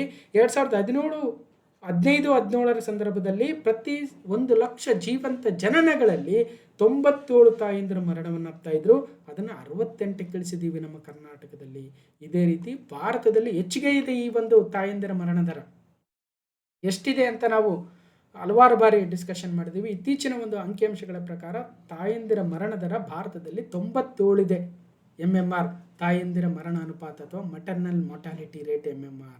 ಸೊ ಈ 97ಅನ್ನು 70ರ ಕೆಳಗಡೆ ಇಳಿಸ್ಬೇಕನ್ನೋ ಉದ್ದೇಶವನ್ನು ಸುಮನ್ ಯೋಜನೆ ಹೊಂದಿದೆ. ಸುಮನ್ನಲ್ಲಿ ಇರ್ತಕ್ಕಂಥ ಪ್ರಮುಖ ಉದ್ದೇಶ MMR below 70 Suman road map 2030ಯ ಪ್ರಮುಖ ಟಾರ್ಗೆಟ್ಗಳಲ್ಲಿ ಒಂದಾಗಿದೆ. ಮುಂದಿನ ಎಕ್ಸಾಮಲ್ಲಿ ಹೇಗೆ ಬೇಕಾದರೂ ಬರ್ಬೋದು ಇನ್ಫಾರ್ಮೇಷನ್ ಹೇಳಿ. ಅಥವಾ ಈ ಒಂದು ಎಕನಾಮಿಕ್ ಸರ್ವೆದಲ್ಲಿ ಇನ್ನಷ್ಟು ಮಾಹಿತಿಯನ್ನು ಕೊಟ್ಟಿದ್ದೀವಿ. ಜೊತೆಗೆ ಓಕೆ, ಸೊ 130 ಇದ್ದಿದ್ದು 97ಕ್ಕೆ ಇಳಿದಿದೆ MMR ರೇಟು, ಇನ್ನೂ ಕಡಿಮೆ ಆಗ್ತಾ ಇದೆ ಬರ್ತಾ ಬರ್ತಾ ಬರ್ತಾ. ಸೊ ಅದ್ರ ಜೊತೆಗೆ ಇತ್ತೀಚೆಗೆ ಕ್ಲಾಸ್ ನಂಬರ್ 1168ಅಲ್ಲಿ 1168 ರಾಷ್ಟ್ರೀಯ ಕುಟುಂಬ ಆರೋಗ್ಯ ಸಮೀಕ್ಷೆ 2026 ನ್ಯಾಷನಲ್ ಫ್ಯಾಮಿಲಿ ಹೆಲ್ತ್ ಸರ್ವೆ 6 ಅದರ ರಿಪೋರ್ಟನ್ನು ಕಂಪ್ಲೀಟ್ MCQಗಳ ಮುಖಾಂತರ, ಇತ್ತೀಚಿನ PYQಗಳ ಮುಖಾಂತರ ನಾವು ಕಂಪ್ಲೀಟ್ ರಿಪೋರ್ಟನ್ನು ಡಿಸ್ಕಷನ್ ಮಾಡಿದ್ವಿ. ವೆರಿ ವೆರಿ ಇಂಪಾರ್ಟೆಂಟ್ ವಿಡಿಯೋ 1168 ನೋಡಿ. ಅದರಲ್ಲೆಲ್ಲ ಸೊ ಬೇರೆ ಬೇರೆ ವಿಚಾರಗಳು, ಸೆಕ್ಸ್ ರೇಷಿಯೋ ಅಂದರೆ ಏನು, ಲಿಂಗಾನುಪಾತ ಅಥವಾ ಲೈಫ್ ಎಕ್ಸ್ಪೆಕ್ಟೆನ್ಸಿ ಎಟ್ ಬರ್ತ್ ರೇಟು, ಡೆತ್ ರೇಟು, ಕ್ರೂಡ್ ಬರ್ತ್ ರೇಟು CBR, ಅಥವಾ IMR, MMR ಎಲ್ಲ ವಿಚಾರಗಳ ಬಗ್ಗೆ ಡಿಸ್ಕಷನ್ ಮಾಡಿದ್ದೀನಿ. ಜೊತೆಗೆ ಒಂದಷ್ಟು ಪ್ರಶ್ನೆಗಳನ್ನು ತೆಗೆದುಕೊಂಡು ಎಲ್ಲ ಏನು ಪ್ರಶ್ನೆಗಳನ್ನ ಇಲ್ಲಿ ತೋರಿಸಿದ್ದೀವಿ ಇವೆಲ್ಲವನ್ನು ಕೂಡ ತೆಗೆದುಕೊಂಡು ಡಿಸ್ಕಷನ್ ಮಾಡಿದ್ದೀನಿ. ಹೋಗಿ ನೋಡಿ ಸೊ ಯೂಸ್ ಮಾಡ್ಕೊಳ್ಳಿ ಅಂತ ಹೇಳ್ತಾ, ಅಥವಾ ಆ ವಿಡಿಯೋ ನೋಡದೇ ಇರತಕ್ಕಂಥವ್ರು ಇದರ PDF ಅನ್ನು ಈ ವಿಡಿಯೋ ಮುಗಿದ ನಂತರ ಕೊಡ್ತೀನಿ, ಸೊ ಹಾಗಾದರೂ ನೋಡ್ಕೊಳ್ಳಿ. ಇನ್ನು ಕ್ವಶನ್ ನಂಬರ್ 3, ಎಲಾನ್ ಮಸ್ಕ್ ಅಧಿಕೃತವಾಗಿ ವಿಶ್ವದ ಮೊದಲ ಟ್ರಿಲಿಯನಿಯರ್ ಆದರು. ಅವರ ನಿವ್ವಳ ಮೌಲ್ಯ USD 1.1 ಟ್ರಿಲಿಯನ್ ತಲುಪಿತು. Elon Musk officially became the world's first trillionaire, reaching a net worth of over USD 1.1 trillion dollars. $1 trillion ಅನ್ಕೊಳ್ಳೋಣ, $1 ಟ್ರಿಲಿಯನ್. $1 ಟ್ರಿಲಿಯನ್ ಅಷ್ಟು ಒಂದು ಸಂಪಾದನೆಯನ್ನು ಮಾಡಿರ್ತಕ್ಕಂಥ, ಆಸ್ತಿಯನ್ನು ಹೊಂದಿರತಕ್ಕಂಥ, ನಿವ್ವಳ ಮೌಲ್ಯವನ್ನು ಹೊಂದಿರತಕ್ಕಂಥ, ಪ್ರಪಂಚದಲ್ಲಿ ಜೀವಿ ಬದುಕಿ ಬಾಳಿ ಓದಂಥವರು ಯಾರೂ ಇರಲಿಲ್ಲ. ಈಗ ಫಸ್ಟ್ ಟೈಮು ಎಲಾನ್ ಮಸ್ಕು ಈ ರೀತಿಯ ಒಂದು ಸಾಧನೆಯನ್ನು ಮಾಡಿದ್ದಾನೆ. ಎಷ್ಟು? ಫಸ್ಟ್ ಟ್ರಿಲಿಯನಿಯರ್ ಯಾರು ಅಂತ ಕೇಳಿದರೆ ಎಲಾನ್ ಮಸ್ಕ್. ಮಸ್ಕ್ ಭೂಮಿಯ ಮೊದಲ ಟ್ರಿಲಿಯನಿಯರ್, ಅಂದರೆ ದಾಖಲೆಯಲ್ಲಿ ಸಿಕ್ಕ ಲೆಕ್ಕಗಳ ಪ್ರಕಾರ ಮೊದಲ ಟ್ರಿಲಿಯನಿಯರ್ ಎಲಾನ್ ಮಸ್ಕೇ ಆಗ್ತಾ ಇದ್ದಾರೆ. ಸೊ ಇತಿಹಾಸದ ಗತವೈಭವದಲ್ಲಿ ಎಷ್ಟು ಜನ ಟ್ರಿಲಿಯನರ್ ಇದ್ರೋ ಇಲ್ವೋ ನಮಗೆ ಲೆಕ್ಕಕ್ಕಂತೂ ಸಿಕ್ಕಿಲ್ಲ.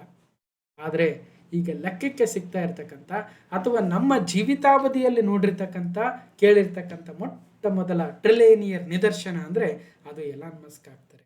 ಎಲಾನ್ ಮಸ್ಕ್ ಅವರ ಆಸ್ತಿ ಈಗ 100 ಲಕ್ಷ ಕೋಟಿ. 100 ಲಕ್ಷ ಕೋಟಿಗೆ ಎಷ್ಟು ಸೊನ್ನೆಗಳು ಬರ್ತಾವೋ ನಮಗಂತೂ ಗೊತ್ತಿಲ್ಲ, ಬೇಕು ಆಗಿಲ್ಲ. ಎಕ್ಸಾಮಲ್ಲಿ ಮೊದಲ ಟ್ರಿಲಿಯನಿಯರ್ ಯಾರು ಅಂತ ಕೇಳಿದರೆ ಎಲಾನ್ ಮಸ್ಕ್ ಆಗಿ ಬಂದ್ಬಿಟ್ಟು 50,000ನೋ 60,000ನೋ 1 ಲಕ್ಷ ಸಂಬಳ ತೆಗೆದುಕೊಂಡ್ಬಿಟ್ರೆ ಅದಕ್ಕೆ ಎಷ್ಟು ಸೊನ್ನೆ ಇದಾವೆ ಅಂತ ತಿಳ್ಕೊಂಡ್ರು ಸಾಕು ನಮಗೆ ಅಲ್ವಾ. 1 ಲಕ್ಷ ಕೋಟಿಗೆ ಎಷ್ಟು ಸೊನ್ನೆಗಳಿದ್ದಾವೆ, 100 ಲಕ್ಷ ಕೋಟಿಗೆ ಎಷ್ಟು ಸೊನ್ನೆಗಳಿದ್ದಾವೆ, ಈ ಟ್ರಿಲಿಯನಿಯರ್ ಅಂದರೆ ಎಷ್ಟು, ಬಿಲಿಯನಿಯರ್ ಅಂದರೆ ಎಷ್ಟು, ಮಿಲಿಯನಿಯರ್ ಅಂದರೆ ಎಷ್ಟು, ನಮಗೆ ಯಾಕೆ ಬೇಕು ಅಂತ ನಾವು ಅನ್ಕೋಬೇಕಾಗತ್ತೆ. ಇದು ಭಾರತದ ಬಜೆಟ್ನ 2 ಪಟ್ಟು. ಭಾರತದ ಬಜೆಟೇ ಸುಮಾರು 49 ಲಕ್ಷ ಕೋಟಿನೋ 50 ಲಕ್ಷ ಕೋಟಿನೋ ಇದೆ. ಇವ್ರು 100 ಲಕ್ಷ ಕೋಟಿ ಇದೆಯಲ್ರಿ ಎಲಾನ್ ಮಸ್ಕ್ ಹತ್ರ ಅಂದಂಗೆ ಅರ್ಥ. ಭಾರತದ ಬಜೆಟ್ ಗಾತ್ರದ ಡಬಲ್. ನಮ್ಮ ಕರ್ನಾಟಕದ ಬಜೆಟ್ ಎಷ್ಟಿದೆ? ಸುಮಾರು 4 ಲಕ್ಷ ಕೋಟಿ ಏನೋ ಇದೆ. ಆ 4 ಲಕ್ಷ ಕೋಟಿಯ 25 ಪಟ್ಟು ಅಂದರೆ ಅವಾಗ 100 ಲಕ್ಷ ಕೋಟಿ ಆಗುತ್ತೆ. 2012ರಲ್ಲಿ ಕೇವಲ 19,000 ಕೋಟಿ ಒಡೆಯರಾಗಿದ್ದ ಎಲಾನ್ ಮಸ್ಕ್ ಈಗ 100 ಲಕ್ಷ ಕೋಟಿ. 2025ರಲ್ಲಿ 65 ಲಕ್ಷ ಕೋಟಿ, ಅದಕ್ಕಿಂತ ಹಿಂದೆ 38 ಲಕ್ಷ ಕೋಟಿ, 15 ಲಕ್ಷ ಕೋಟಿ. ಕೋಟಿ ಅಂದ್ರೇ ಗೊತ್ತಿಲ್ಲ ನಮಗೆ, ಲಕ್ಷ ಕೋಟಿಗಳು. ಓಕೆ, ವಿಶ್ವದ ನಂಬರ್ 1 ಶ್ರೀಮಂತ ಎಂಬ ಹಿರಿಮೆ ಹೊಂದಿದ್ದ ಟೆಸ್ಲಾ, ಸ್ಪೇಸ್ಎಕ್ಸ್ ಮೊದಲಾದ ಕಂಪನಿಗಳ ಮಾಲೀಕ ಎಲಾನ್ ಮಸ್ಕ್ ಶುಕ್ರವಾರ ವಿಶ್ವದ ಮೊದಲ ಟ್ರಿಲಿಯನಿಯರ್ $1 ಲಕ್ಷ ಕೋಟಿ ಎಂಬ ಹಿರಿಮೆಗೆ ಪಾತ್ರರಾಗಿದ್ದಾರೆ. ಮಸ್ಕರ ಸ್ಪೇಸ್ಎಕ್ಸ್ ಕಂಪನಿ ಅಮೆರಿಕದ ಷೇರುಪೇಟೆ ಪ್ರವೇಶವನ್ನು ಮಾಡಿದ್ದು, ಅವರ ಮೂಲ ದರಕ್ಕಿಂತ ಅದರ ಮೌಲ್ಯ %11 ಹೆಚ್ಚು ದರಕ್ಕೆ ಲಿಸ್ಟ್ ಆಗುವುದರೊಂದಿಗೆ ಕಂಪನಿಯ ಮಾರುಕಟ್ಟೆ ಮೌಲ್ಯ $200 ಲಕ್ಷ ಕೋಟಿ ತಲುಪಿದೆ. ಆ ಮೂಲಕ ಮಸ್ಕ್ ಅವರ ಆಸ್ತಿ ಮೌಲ್ಯವೇ 100 ಲಕ್ಷ ಕೋಟಿಗಿಂತಲೂ ಹೆಚ್ಚಾಗ್ತಾ ಇದೆ. ಇದು ಭಾರತ ಸರ್ಕಾರದ ಬಜೆಟ್ನ 2 ಪಟ್ಟು ಮತ್ತು ಕರ್ನಾಟಕ ಸರ್ಕಾರದ ಬಜೆಟ್ನ 25 ಪಟ್ಟು ಎಂಬುದು ವಿಶೇಷವಾಗಿದೆ. ಆ ಮೂಲಕ ಇದುವರೆಗೆ ಭೂಮಿಯ ಮೇಲಿನ ಯಾವುದೇ ವ್ಯಕ್ತಿ ಕೂಡ ಇಷ್ಟು ಆಸ್ತಿ ಹೊಂದಿರಲಿಲ್ಲ ಅಂತಕ್ಕಂಥದ್ದು ಗೊತ್ತಾಗ್ತಾ ಇದೆ. Elon Musk becomes the world's first trillionaire. What 1 trillion really looks like? How big is 1 trillion? 1 trillion ಅಂದರೆ ಬಿಡಿ 10 100 ಸಾವಿರ 10,000 ಲಕ್ಷ 10 ಲಕ್ಷ 1 ಕೋಟಿ 10 ಕೋಟಿ 100 ಕೋಟಿ 1000 ಕೋಟಿ 10,000 ಕೋಟಿ 1 ಲಕ್ಷ ಕೋಟಿ 1 ಲಕ್ಷ ಕೋಟಿ ಡಾಲರ್ ಇದೆ, ಮರಿಬಾರ್ದು. 1 ಲಕ್ಷ ಕೋಟಿ ಡಾಲರ್. ಅದಕ್ಕೋಸ್ಕರ 1 ಟ್ರಿಲಿಯನ್ ಅಂದರೆ 1 ಲಕ್ಷ ಕೋಟಿ. 1 ಲಕ್ಷ ಕೋಟಿ. 1 ಟ್ರಿಲಿಯನ್ ಅಂದರೆ 1 ಟ್ರಿಲಿಯನ್ ಅಂದರೆ 1 ಲಕ್ಷ ಕೋಟಿ. ಮತ್ತು ಇಲ್ಲೇನೋ 100 ಲಕ್ಷ ಕೋಟಿ ಅಂತ ಕೊಟ್ಟಾರಲ್ಲ ಸರ್ ಅಂತ ಕೇಳ್ಬೋದು. ಹೌದು, 1 ಲಕ್ಷ ಕೋಟಿ ಡಾಲರ್. ಈಗ $1 ಅಂದರೆ ಇವತ್ತು 95 ರೂಪಾಯಿ ಅನ್ಕೊಳ್ಳೋಣ. ಅದೇ ಥರ $10 ಅಂದರೆ 950 ರೂಪಾಯಿ. $10 ಅಂದರೆ $1000 ಅಂದರೆ $100 ಅಂದರೆ 9500.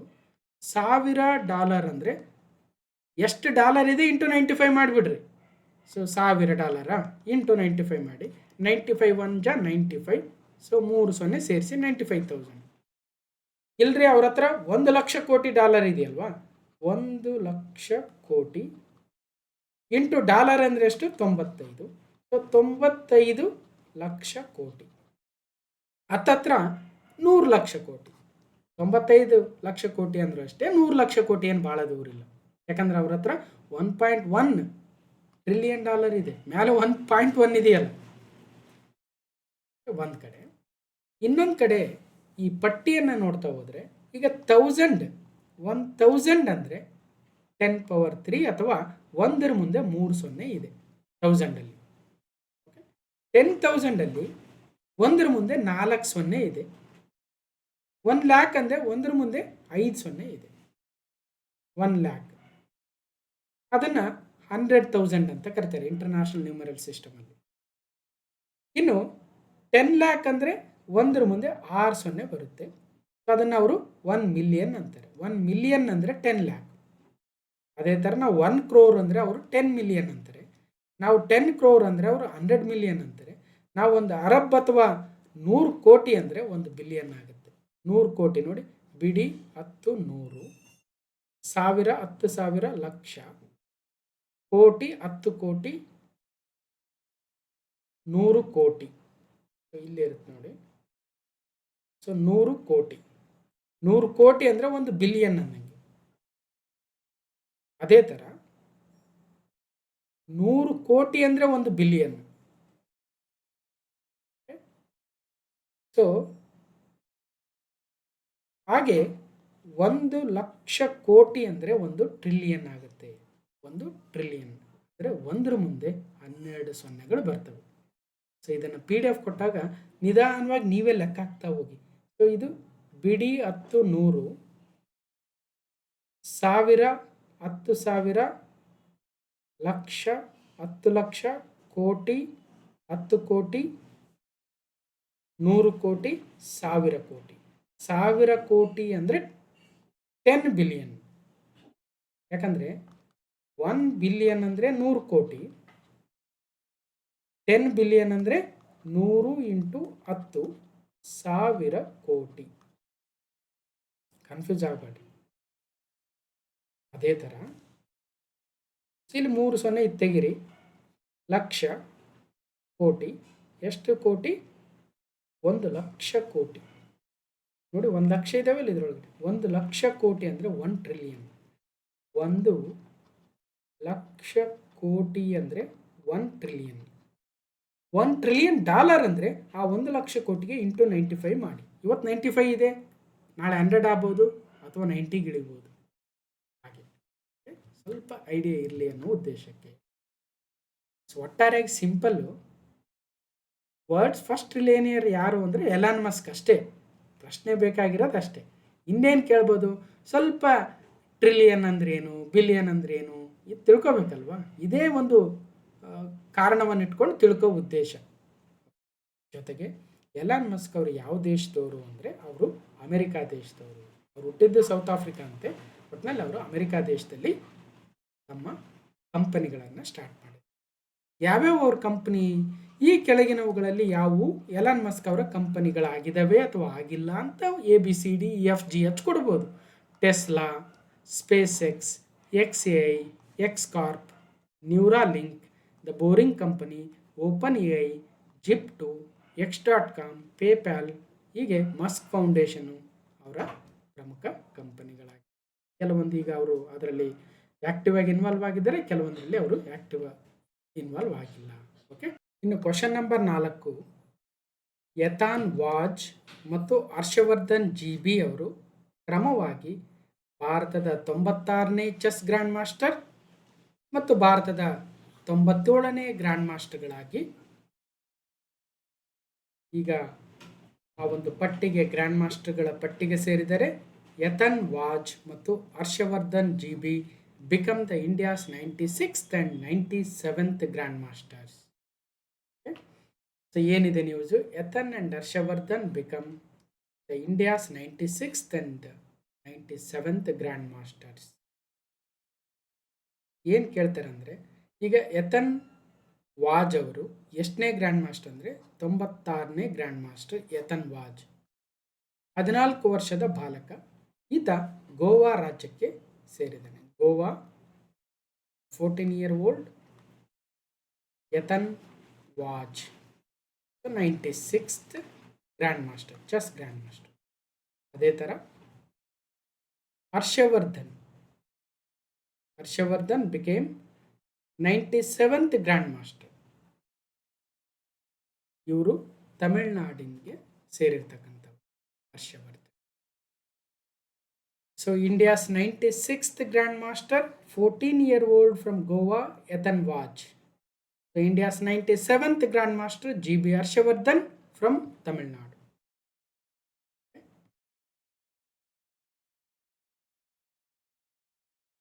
So 94th grand master Mayank Chakrabarti, 95th ಆರೋನ್ಯಾಕ್ Ghosh, 96th ಯತನ್ was, 97th Harshvardhan GB. ಜೊತೆಗೆ ಜಸ್ಟ್ ನಿನ್ನೆ ಅಥವಾ ಇವತ್ತೇ ಇರಬೇಕು, ಇವತ್ತೇ ಕರೆಕ್ಟ್, ಜಸ್ಟ್ ಅಪ್ಡೇಟ್ ಆಗಿದೆ 98th grand master Ashwath S ಅಂತ. Ashwath S 98th grand master ಇವತ್ತೇ ಬುಧವಾರ 8/7/2026 ಹೊಸ ಗ್ರ್ಯಾಂಡ್ ಮಾಸ್ಟರ್ ಆಗಿದ್ದಾರೆ ಅಶ್ವಥ್ ಎಸ್ ಅಂತ. ಹಾಗಾಗಿ ಈಗ ಲೇಟೆಸ್ಟ್ ಇನ್ಫಾರ್ಮೇಷನ್ ಇವತ್ತಿನ ಪ್ರಕಾರ 98 ಗ್ರ್ಯಾಂಡ್ ಮಾಸ್ಟರ್ಗಳನ್ನು ಭಾರತ ಹೊಂದಿದೆ. Ashwath S became India's 98th grand master. This is just July 8, 2026 5:06 ಬಂದಿರತಕ್ಕಂಥ ಮಾಹಿತಿ. ವಿಡಿಯೋ ಮಾಡೋಕ್ಕೆ ಮುಂಚೆ ಜಸ್ಟ್ ಕುತೂಹಲಕ್ಕೆ ಒಂದು ಚೆಕ್ ಮಾಡಿದೆ, ಯಾರು 98th ಗ್ರ್ಯಾಂಡ್ ಮಾಸ್ಟರ್ 99th ಇದ್ದಾರಾ ಅಂತ. ಸೊ 98 ಇದ್ದಾರೆ, ಇನ್ನು 99th ಯಾರೂ ಆಗಿಲ್ಲ. ಸೊ ಆದಾಗ ನೋಡೋಣ. ಒಟ್ಟಾರೆಯಾಗಿ Ashwath S becomes India's 98th grand master after final round win in Pune. ನೋಡ್ಬೋದು, ಇನ್ನಷ್ಟು ಡೀಟೇಲ್ಸ್ ಇದೆ. ಸೊ ಮಾಹಿತಿಯನ್ನು ಅಪ್ಡೇಟ್ ಮಾಡ್ಕೊಳ್ರಿ. Ashwath S becomes India's 98th grand master. 1089ನೇ ತರಗತಿಯಲ್ಲಿ ಮಾರ್ಚ್ 2026 ಪಾರ್ಟ್ 4 ನೀವು ಈ ಒಂದು ತಮ್ನೇಲಲ್ಲೇ ನೋಡ್ಬೋದು 94ನೇ ಗ್ರ್ಯಾಂಡ್ ಮಾಸ್ಟರ್ ಮಯಾಂಕ್ ಚಕ್ರಬರ್ತಿ ಅಂತ. ಸೊ ಆಗಾಗ ಅಪ್ಡೇಟನ್ನು ಮಾಡ್ಕೊಳ್ತಾ ಇರಿ, ಯಾಕಂದರೆ ಕೆಯದವರು ಇಂಥ ಪ್ರಶ್ನೆಗಳನ್ನು ಕೇಳ್ತಾನೆ ಇರ್ತಾರೆ. ಸೊ ಮಯಾಂಕ್ ಚಕ್ರವರ್ತಿ ಭಾರತದ 94ನೇ ಗ್ರ್ಯಾಂಡ್ ಮಾಸ್ಟರ್ ಮತ್ತು ಈಶಾನ್ಯ ಭಾರತದ ಮೊಟ್ಟ ಮೊದಲ ಗ್ರ್ಯಾಂಡ್ ಮಾಸ್ಟರ್ ಆಗಿದ್ದಾರೆ ಅಂತ ನಾವು ಆಲ್ರೆಡಿ ಮಾತಾಡಿದ್ದೀವಿ. ಸೊ ಆಸಾಂನ 17 ವರ್ಷ ವಯಸ್ಸಿನ ಚಕ್ರವರ್ತಿ ಇತ್ತೀಚೆಗೆ ಗ್ರ್ಯಾಂಡ್ ಮಾಸ್ಟರ್ ಆಗಿದ್ದಾರೆ.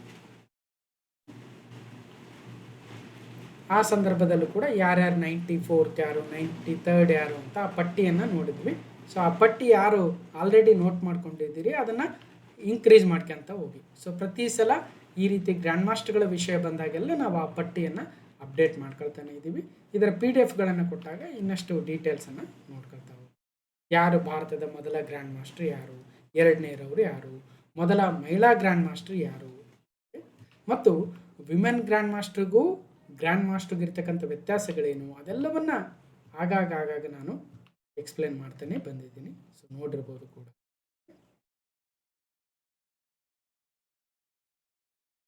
ಕ್ವಶನ್ ನಂಬರ್ 5, ಭಾರತದ ಮೊದಲ ಸ್ಥಳೀಯವಾಗಿ ಅಭಿವೃದ್ಧಿಪಡಿಸಿದ ಹೈಡ್ರೋಜನ್ ಚಾಲಿತ ರೈಲು 2026 ಜೂನ್ 26 ಹರಿಯಾಣದ ಜಿಂದ್ ಪ್ರದೇಶದಿಂದ ಹರಿಯಾಣದ ಸೋನಿಪತ್ ಮಾರ್ಗದಲ್ಲಿ ತನ್ನ ಅಂತಿಮ ಹೈಸ್ಪೀಡ್ ಪ್ರಯೋಗವನ್ನು ಯಶಸ್ವಿಯಾಗಿ ಪೂರ್ಣಗೊಳಿಸಿತು. ಈ ಥರ ಪ್ರಥಮ ಫಸ್ಟ್ ಅಂತ ಏನಿರ್ತವೆ ಕೆಯದವರು ಹಲವಾರು ಎಕ್ಸಾಮ್ಗಳಲ್ಲಿ ಕೇಳ್ತಾರೆ. India's first ಇಂಡಿಜಿನಸ್ಲಿ developed hydrogen powered train. Hydrogen powered train, diesel ಅಲ್ಲ, ಎಲೆಕ್ಟ್ರಿಸಿಟಿಯಿಂದ ಏನು ಟ್ರೈನ್ ಚಲಿಸುತ್ತೆ ಅದು ಅಲ್ಲ, ಹೈಡ್ರೋಜನ್ ಪವರ್ಡ್ ಟ್ರೈನ್. ಅದು ದೇಶೀಯವಾಗಿ ಅಭಿವೃದ್ಧಿಪಡಿಸಿರ್ತಕ್ಕಂಥ India's first successfully completed its final high speed trial on 26 June 2026 on the Jind Sonipat route. ಇಲ್ಲಿ ಹರಿಯಾಣದಲ್ಲಿ ಜಿಂದ್ ಅಂತಕ್ಕಂಥ ಪ್ರದೇಶದಿಂದ ಸೋನಿಪತ್ ಅಂತಕ್ಕಂಥ ಪ್ರದೇಶಕ್ಕೆ ಈ ಒಂದು ಟೆಸ್ಟ್ ಸಕ್ಸಸ್ಫುಲ್ ಆಯಿತು. ಆ ಮೂಲಕ ಯಾವ ರೂಟ್ ಅಂತ ಕೇಳ್ಬೋದು, ಎಲ್ಲಿ ಅಂತ ಕೇಳ್ಬೋದು, ಯಾವ ರಾಜ್ಯ ಅಂತ ಕೇಳ್ಬೋದು, ಯಾವ ಟೆಕ್ನಾಲಜಿ ಅಂತ ಕೇಳ್ಬೋದು. ಭಾರತದ ಮೊದಲ ಹಸಿರು ಹೈಡ್ರೋಜನ್ ರೈಲು ಹಳಿಗೆ ಜಿಂದ್ ಸೋನಿಪತ್ ಮಾರ್ಗದಲ್ಲಿ ಪ್ರಾಯೋಗಿಕ ಸಂಚಾರ, ಪರಿಸರ ಸ್ನೇಹಿಯತ್ತ ಹೆಜ್ಜೆ. ಭಾರತೀಯ ರೈಲ್ವೆ ಇತಿಹಾಸದಲ್ಲಿ ಹೊಸ ಮೈಲಿಗಲ್ಲೊಂದು ನಿರ್ಮಾಣವಾಗಿದೆ.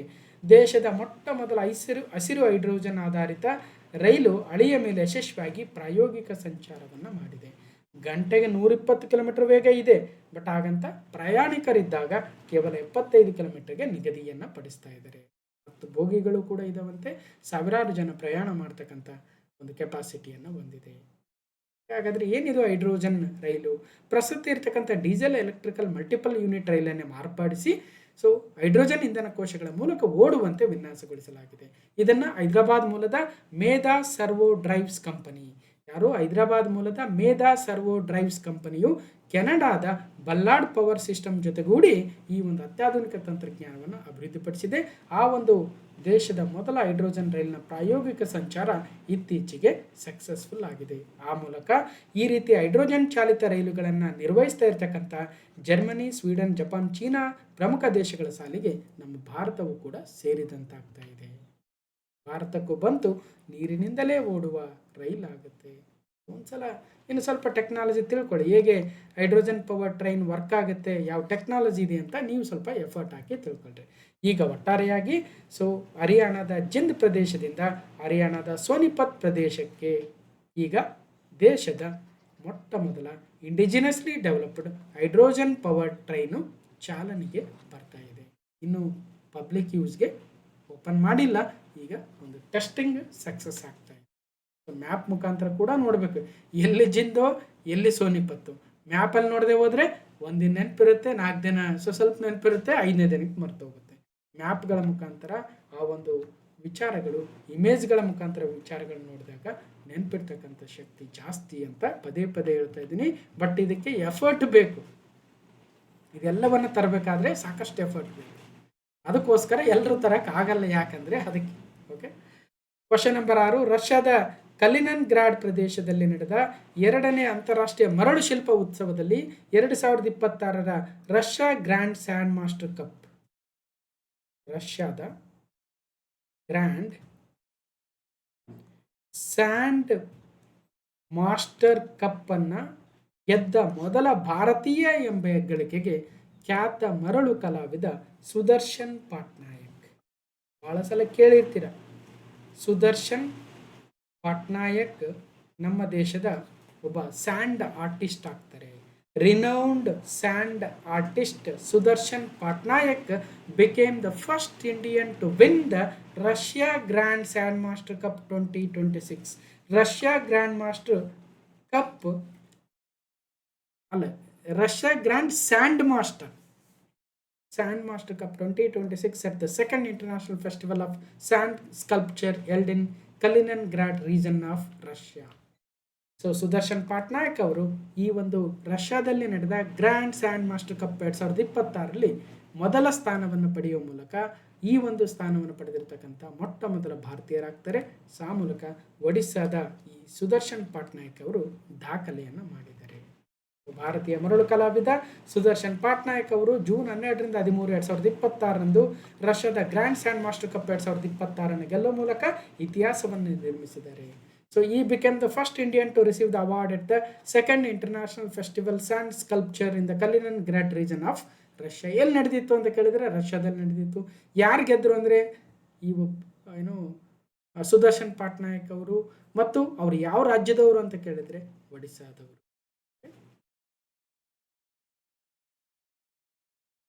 ಒಂದು ಪರಿಸರ ನಾಶದಿಂದ ಏನಾಗುತ್ತೆ ಅಂತಕ್ಕಂಥ ವಿಚಾರ ಇನ್ನೊಂದು ಕಡೆ ಪರಿಸರವನ್ನು ಉಳಿಸಿದ್ರೆ ಏನಾಗುತ್ತೆ ಅಂತ ಹೀಗೆ ಎರಡೂ ಮುಖಗಳನ್ನು ಅವರು ತಮ್ಮ ಕಲಾಕೃತಿಯಲ್ಲಿ ತೋರಿಸಿದ್ರು. ಜೊತೆಗೆ ಅವರಿಗೆ ಪದ್ಮಶ್ರೀ ಪ್ರಶಸ್ತಿ ನೀಡಿ ಭಾರತ ಸರ್ಕಾರ ಗೌರವಿಸಿದ್ದು ಕೂಡ ನಮ್ಮ ದೇಶದ 4ನೇ ಅತ್ಯುನ್ನತ ನಾಗರಿಕ ಪ್ರಶಸ್ತಿ ಆಗುತ್ತೆ. Sudarshan Patnaik becomes the first Indian to win Russia's grand sand master cup 2026. Sudarshan Patnaik ಒಡಿಸ್ಸಾದವರು Padmashri ಪ್ರಶಸ್ತಿ 2014ರಲ್ಲಿ. ಕ್ವಶನ್ ನಂಬರ್ 7, ಭಾರತದ ಮೊದಲ ಭಾರತ ರತ್ನ ಡಾಕ್ಟರ್ ಬಾಬಾ ಸಾಹೇಬ್ ಅಂಬೇಡ್ಕರ್ ವಕೀಲ ತರಬೇತಿ ಮತ್ತು ಸಂಶೋಧನಾ ಕೇಂದ್ರವನ್ನು ನವಿ ಮುಂಬೈನಲ್ಲಿ ಉದ್ಘಾಟಿಸಲಾಯಿತು. India's first Bharat Ratna doctor Baba Saheb Ambedkar advocate training and research centre ಎಲ್ಲಿ ಉದ್ಘಾಟನೆ ಆಯಿತು, ಯಾವ ರಾಜ್ಯದಲ್ಲಿ ಅಂದರೆ ಮಹಾರಾಷ್ಟ್ರದ ನವಿ ಮುಂಬೈಯಲ್ಲಿ ಅಂಬೇಡ್ಕರ್ ಅವರ ಹೆಸರಲ್ಲಿ ಒಂದು ಅಡ್ವೊಕೇಟ್ ಟ್ರೈನಿಂಗ್ ಆ್ಯಂಡ್ ರಿಸರ್ಚ್ ಸೆಂಟರ್ನ ಮಹಾರಾಷ್ಟ್ರ ಸರ್ಕಾರ ಇತ್ತೀಚೆಗೆ ಓಪನ್ ಮಾಡಿದೆ. ಹಾಗೇನು ಇಲ್ಲಿ ಮೊದಲ ಇದೆ, first, India's first Bharat Ratna doctor Baba Saheb Ambedkar advocate training and research centre inaugurated in Navi Mumbai. ಇಲ್ಲಿ ಟ್ರೈನಿಂಗ್ ಅನ್ನು ಕೊಡ್ತಾರೆ, ಒಂದು ರಿಸರ್ಚ್ ಸೆಂಟರ್ ಆಗ್ತಾ ಇದೆ. ಹೀಗೆ the centre has been established by the Maharashtra and Goa bar council ಅವರು. ಮಹಾರಾಷ್ಟ್ರ ಮತ್ತು ಗೋವಾ ಬಾರ್ ಕೌನ್ಸಿಲ್ ಅವರು ಈ ಒಂದು ಸೆಂಟರ್ನ ಸ್ಥಾಪನೆ ಮಾಡಿದ್ದಾರೆ. It aims to strengthen the legal profession by bridging the gap between the legal education and courtroom practice. Maharashtra ಸುದ್ದಿಯಲ್ಲಿರೋದ್ರಿಂದ ಮಹಾರಾಷ್ಟ್ರದ ರಾಜಧಾನಿ ಮುಂಬೈ 1 ಮೇ 1960 ಸ್ಥಾಪನೆ. ಮರಾಠಿ ಆಡಳಿತ ಭಾಷೆ, 36 ಜಿಲ್ಲೆಗಳು. ಜಿಷ್ಣುದೇವ್ ವರ್ಮಾ ರಾಜ್ಯಪಾಲರು, ದೇವೇಂದ್ರ ಫಡ್ನವೀಸ್ ಅವರು ಮುಖ್ಯಮಂತ್ರಿಗಳು. Maharashtra unlimited is a tourism tagline of Maharashtra. ಬಾಂಬೆಯಲ್ಲಿ ತನ್ನ ಹೈಕೋರ್ಟನ್ನು ಹೊಂದಿದೆ. ಮುಂಬೈಯಲ್ಲಿ 48 ಲೋಕಸಭೆ, 19 ರಾಜ್ಯಸಭೆ, 288 ವಿಧಾನಸಭೆ ಮತ್ತು 78 ಸ್ಥಾನಗಳ ವಿಧಾನ ಪರಿಷತ್ತನ್ನು ಕೂಡ ಹೊಂದಿದೆ. ಜನಸಂಖ್ಯೆಯಲ್ಲಿ 2ನೇ ಸ್ಥಾನ, ವಿಸ್ತೀರ್ಣದಲ್ಲಿ 3ನೇ ಸ್ಥಾನವನ್ನು ಹೊಂದಿದೆ. ಅಲ್ಲಿರ್ತಕ್ಕಂಥ ಹೆರಿಟೇಜ್ ಸೈಟ್ಗಳು, ಟೆಂಟೇಟಿವ್ ಲಿಸ್ಟ್ ಯಾವುವು, ICS ಸೈಟ್ಗಳು ಯಾವ್ಯಾವು, national park, tiger reserves, wild life sanctuaries, Ramsar site, ಹೀಗೆ ಹಲವಾರು ವಿಚಾರಗಳಿದ್ದಾವೆ. ಎಲ್ಲವನ್ನ ನೀವು PDF ಕೊಟ್ಟಾಗ ನೋಡ್ಬೋದು. ಬುಡಕಟ್ಟು ಜನಾಂಗಗಳು, ನೃತ್ಯ ಪ್ರಕಾರಗಳು, ಹಬ್ಬಗಳು, ನದಿಗಳು, ಅಣೆಕಟ್ಟುಗಳು, ಜಲಪಾತಗಳು, ಇವೆಲ್ಲವನ್ನ ರಿವೈಸ್ ಮಾಡ್ಕೊಳ್ತಾ ಇರ್ಬೇಕು ಅವಾಗ. ಇನ್ನು 8ನೇ ಪ್ರಶ್ನೆಗೆ ಮೂವ್ ಆಗೋಣ. ಭಾರತೀಯ ಸೈನಿಕರಾದ ಲ್ಯಾನ್ಸ್ ಹವಲ್ದಾರ್ ಹರ್ಭಜನ್ ಸಿಂಗ್ ಮತ್ತು ನಾಯಬ್ ಸುಬೇದಾರ್ ಸುಜಿತ್ ಕುಮಾರ್ ಪ್ರಧಾನ್ ಅವರಿಗೆ ವಿಶ್ವಸಂಸ್ಥೆಯು ಮರಣೋತ್ತರವಾಗಿ ಒಂದು ಪದಕವನ್ನು ನೀಡಿ ಗೌರವಿಸಿದೆ. ಆ ಪದಕದ ಹೆಸರು ಡ್ಯಾಗ್ ಅಮ್ಮರ್ಸ್ ಕೋಲ್ಡ್ ಮೆಡಲ್. ಅಮ್ಮರ್ಸ್ ಓಲ್ಡ್ ಮೆಡಲ್ ಅಂತ, ಡ್ಯಾಗ್ ಅಮ್ಮರ್ಸ್ ಕೋಲ್ಡ್ ಮೆಡಲ್ ಅಂತ ಅದೊಂದು ಪದಕ ವಿಶ್ವಸಂಸ್ಥೆ ಕೊಡುತ್ತೆ. ಇತ್ತೀಚೆಗೆ ನಮ್ಮ ಭಾರತದ ಇಬ್ಬರು ಇತ್ತೀಚೆಗೆ ಮರಣರಾಗಿರ್ತಕ್ಕಂಥ ಭಾರತದ ಸೈನಿಕರಿಗೆ ಈ ಒಂದು ಪ್ರಶಸ್ತಿಯನ್ನು, ಪದಕವನ್ನು ಕೊಡ್ತಾ ಇದ್ದಾರೆ ಪಾಸ್ಟಮಸ್ಲಿ, ಮರಣೋತ್ತರವಾಗಿ. Indian soldiers lance havaldar Harbhajan Singh ಮತ್ತು ನಾಯಬ್ ಸುಬೇದಾರ್ ಸುಜಿತ್ ಕುಮಾರ್ ಪ್ರಧಾನ್ ಅವರಿಗೆ ಇತ್ತೀಚೆಗೆ been posthumously honoured by the United Nations the Dag Hammarskjold medal ಅಂತ. So 2 Indian peacekeepers to be honoured posthumously on international peacekeepers day. ಒಬ್ಬರು ಲ್ಯಾನ್ಸ್ ಹವಲ್ದಾರ್ ಹರ್ಭಜನ್ ಸಿಂಗ್, ನಾಯಬ್ ಸುಬೇದಾರ್ ಸುಜಿತ್ ಕುಮಾರ್ ಪ್ರಧಾನ್ ಅವರು. ಅವರಿಗೆ ಪಾಸ್ಟಮಸ್ ಆಗಿ ಒಂದು ಪೀಸ್ ಕೀಪಿಂಗ್ ಅವಾರ್ಡನ್ನು ಕೊಡ್ತಾ ಇದ್ದಾರೆ. ಆ ಪದಕದ ಹೆಸರು ಡ್ಯಾಗ್ ಅಮ್ಮರ್ಸ್ ಕೋಲ್ಡ್ ಮೆಡಲ್ ಅಂತ. ಜೊತೆಗೆ ಮೇಜರ್ ಅಭಿಲಾಷಾ ಭಾರಕ್ ಅವರಿಗೆ 2025 military gender advocate of the year ಪ್ರಶಸ್ತಿಯನ್ನು ಕೂಡ ಇತ್ತೀಚೆಗೆ ಪ್ರದಾನ ಮಾಡಿದರು. ಇವ್ರ ಬಗ್ಗೆ ಪ್ರಶ್ನೆ ಕೂಡ ಬಂದಿತ್ತು, ಮೊನ್ನೆ ಎಕ್ಸಾಮಲ್ಲಿ ನೋಡಿರ್ಬೋದು. ಇಬ್ಬರು ಭಾರತೀಯ ಶಾಂತಿ ಪಾಲಕರಾದ ಹರ್ಭಜನ್ ಸಿಂಗ್ ಮತ್ತು ಸುಜಿತ್ ಕುಮಾರ್ ಪ್ರಧಾನ್ ಅವರಿಗೆ ಕರ್ತವ್ಯದ ಸಂದರ್ಭದಲ್ಲಿ ತಮ್ಮ ತ್ಯಾಗಕ್ಕಾಗಿ ವಿಶ್ವಸಂಸ್ಥೆಯ ಅಂತಾರಾಷ್ಟ್ರೀಯ ಶಾಂತಿ ಪಾಲಕರ ದಿನದಂದು ವಿಶ್ವಸಂಸ್ಥೆಯ ಪ್ರತಿಷ್ಠಿತ ಡ್ಯಾಗ್ ಅಮರ್ಸ್ ಕೋಲ್ಡ್ ಪದಕವನ್ನು ಮರಣೋತ್ತರವಾಗಿ ನೀಡಲಾಯಿತು. ಸೊ ಇವರು ಎಲ್ಲೆಲ್ಲಿ ಕೆಲಸ ಮಾಡ್ತಾ ಇದ್ರು ಅಂದರೆ, ಲ್ಯಾನ್ಸ್ ಹವಲ್ದಾರ್ ಹರ್ಭಜನ್ ಸಿಂಗ್ ಅವರು United Nations organisation stabilisation mission in the democratic republic of ಕಾಂಗೋದಲ್ಲಿ, ನಾಯಬ್ ಸುಬೇದಾರ್ ಸುಜಿತ್ ಕುಮಾರ್ ಪ್ರಧಾನ್ ಅವರು United Nations mission on south ಸುಡಾನಲ್ಲಿ ಕೆಲಸವನ್ನು ಮಾಡ್ತಾರೆ. ಇನ್ನು ಅಭಿಲಾಷಾ ಭಾರಕ್ ಅವರಿಗೆ 2025 military gender advocate of the year award ಕೂಡ ಕೊಟ್ಟಿದ್ರು. ಅದ್ರ ಬಗ್ಗೆ ನಾವೀಗ ಆಲ್ರೆಡಿ ಮಾತಾಡಿದ್ವಿ. ಜೊತೆಗೆ ಪ್ರಶ್ನೆ ಆಗಿ ಕೂಡ ಬಂದಿತ್ತು, ಅದನ್ನು ನಾವು class number 1169 part 1, 1170 part 2, HK region KE ನಡೆಸಿರ್ತಕ್ಕಂಥ KSSIDC BWSSB ಇದೇ 4ನೇ ತಾರೀಕಿನ ಪರೀಕ್ಷೆಯಲ್ಲಿ ಪ್ರಶ್ನೆ ಕೇಳಿದ್ರು. ಏನಂತ ಕೇಳಿದ್ರು, ವರ್ಷದ ವಿಶ್ವಸಂಸ್ಥೆ ಮಿಲಿಟರಿ ಜೆಂಡರ್ ಅಡ್ವೊಕೇಟ್ ಪ್ರಶಸ್ತಿಗೆ ಭಾಜನರಾದ ಭಾರತೀಯ ರಕ್ಷಣಾಧಿಕಾರಿ ಹೆಸರೇನು? ಅವರು ಪ್ರಸ್ತುತ ಲೆಬನಾನ್ನಲ್ಲಿ ವಿಶ್ವಸಂಸ್ಥೆಯ ಮಧ್ಯಂತರ ಕಾರ್ಯಪಡೆಯಲ್ಲಿ ಎಂಗೇಜ್ಮೆಂಟ್ ಟೀಮ್ ಕಮಾಂಡರ್ ಮತ್ತು ಜೆಂಡರ್ ಫೋಕಲ್ ಪಾಯಿಂಟ್ ಆಗಿ ಕಾರ್ಯನಿರ್ವಹಿಸ್ತಾ ಇದ್ದಾರೆ ಅಂತ ಪ್ರಶ್ನೆಯಾಗಿ ಬಂದ್ಬಿಟ್ಟಿದೆ ಆಲ್ರೆಡಿ ಎಕ್ಸಾಮಲ್ಲಿ. ಅವರೇ ಮೇಜರ್ ಅಭಿಲಾಷ ಭಾರಕ್ ಅವರ ಬಗ್ಗೆ ನಾವು ಕ್ಲಾಸ್ ನಂಬರ್ 1152 ಅಲ್ಲಿ ಜೂನ್ 2026 ಪಾರ್ಟ್ 6 ಅಲ್ಲಿ ಇದೇ ಒಂದು ಪ್ರಶಸ್ತಿ ಬಗ್ಗೆ ಮಾತಾಡಿದ್ವಿ. Military gender advocate of the year ಪ್ರಶಸ್ತಿಗೆ 2025 ಈ ಒಂದು ವಿಶ್ವಸಂಸ್ಥೆಯ ಪ್ರತಿಷ್ಠಿತ ಪ್ರಶಸ್ತಿಗೆ ಭಾರತೀಯ ಸೇನಾಧಿಕಾರಿ ಮೇಜರ್ ಅಭಿಲಾಷ ಭಾರಕ್ ಅವರಿಗೆ ನೀಡಿ ಗೌರವಿಸಲಾಗಿದೆ ಅಂತ ಹೇಳಿದ್ವಿ. ಈಗ ಒಂದು ಪ್ರಶಸ್ತಿಯನ್ನು ಪ್ರದಾನ ಕೂಡ ಮಾಡಲಾಗಿದೆ. ಅವರು ಲೆಬನಾನ್ನಲ್ಲಿ ವಿಶ್ವಸಂಸ್ಥೆಯ ಶಾಂತಿ ಪಾಲನಾ ಕಾರ್ಯಾಚರಣೆಯಲ್ಲಿ ಸೇವೆಯನ್ನು ಸಲ್ಲಿಸ್ತಾ ಇದ್ದಾರೆ. ಜೂನ್ 2026 ಅಲ್ಲಿ ಮಾತಾಡಿದ್ವಿ. ಅದು ಪ್ರಶ್ನೆಯಾಗಿ ಬಂದಿತ್ತು, ನಿಮಗೆ ಉಪಯೋಗ ಕೂಡ ಆಗಿತ್ತು ಅಂತ ಹೇಳ್ತಾ 9ನೇ ಪ್ರಶ್ನೆಗೆ ಹೋಗೋಣ. ನೀತಿ ಸಂಶೋಧನೆ ಮತ್ತು ಆಡಳಿತ ಬೆಂಬಲಕ್ಕಾಗಿ ಫೆಲೋಶಿಪ್ ಉಪಕ್ರಮವನ್ನು ಪ್ರಾರಂಭಿಸಲು ಗ್ರಾಮ್ ಜೊತೆ MOSPI ಪಾಲುದಾರಿಕೆಯನ್ನು ಹೊಂದಿದೆ. MOSPI partners with GRAAM to launch fellowship initiative for policy research and governance support. ಹಾಗಾದ್ರೆ ಏನಿದೆ MOSPI signs statement of intent with GRAAM for embark India development fellowship proposal. ಇಲ್ಲೇನಿಲ್ಲ, ಒಂದು ಫೆಲೋಶಿಪ್ಪನ್ನು ಕೊಡ್ತಾ ಇದ್ದಾರೆ. ಅದ್ರ ಜೊತೆ ನಮ್ಮ MOSPI ಒಪ್ಪಂದ ಮಾಡಿಕೊಂಡಿದೆ. ಯಾವ ಸಂಸ್ಥೆ ಜೊತೆ ಅಂದರೆ ಗ್ರಾಮ್ ಅಂತಕ್ಕಂಥ ಸಂಸ್ಥೆ ಜೊತೆ. ಹಾಗಾದರೆ ಗ್ರಾಮ್ ಅಂದ್ರೆ ಏನು? Grassroots research and advocacy movement. Grassroots research and advocacy movement GRAAM ಜೊತೆ ಇವತ್ತು ನಮ್ಮ ministry of statistics and programme implementation ಅವರು ಒಪ್ಪಂದವನ್ನು ಮಾಡಿಕೊಂಡಿದ್ದಾರೆ. ಅದ್ರ ಬಗ್ಗೆ ಪ್ರಶ್ನೆ ಬಂದಿದೆ.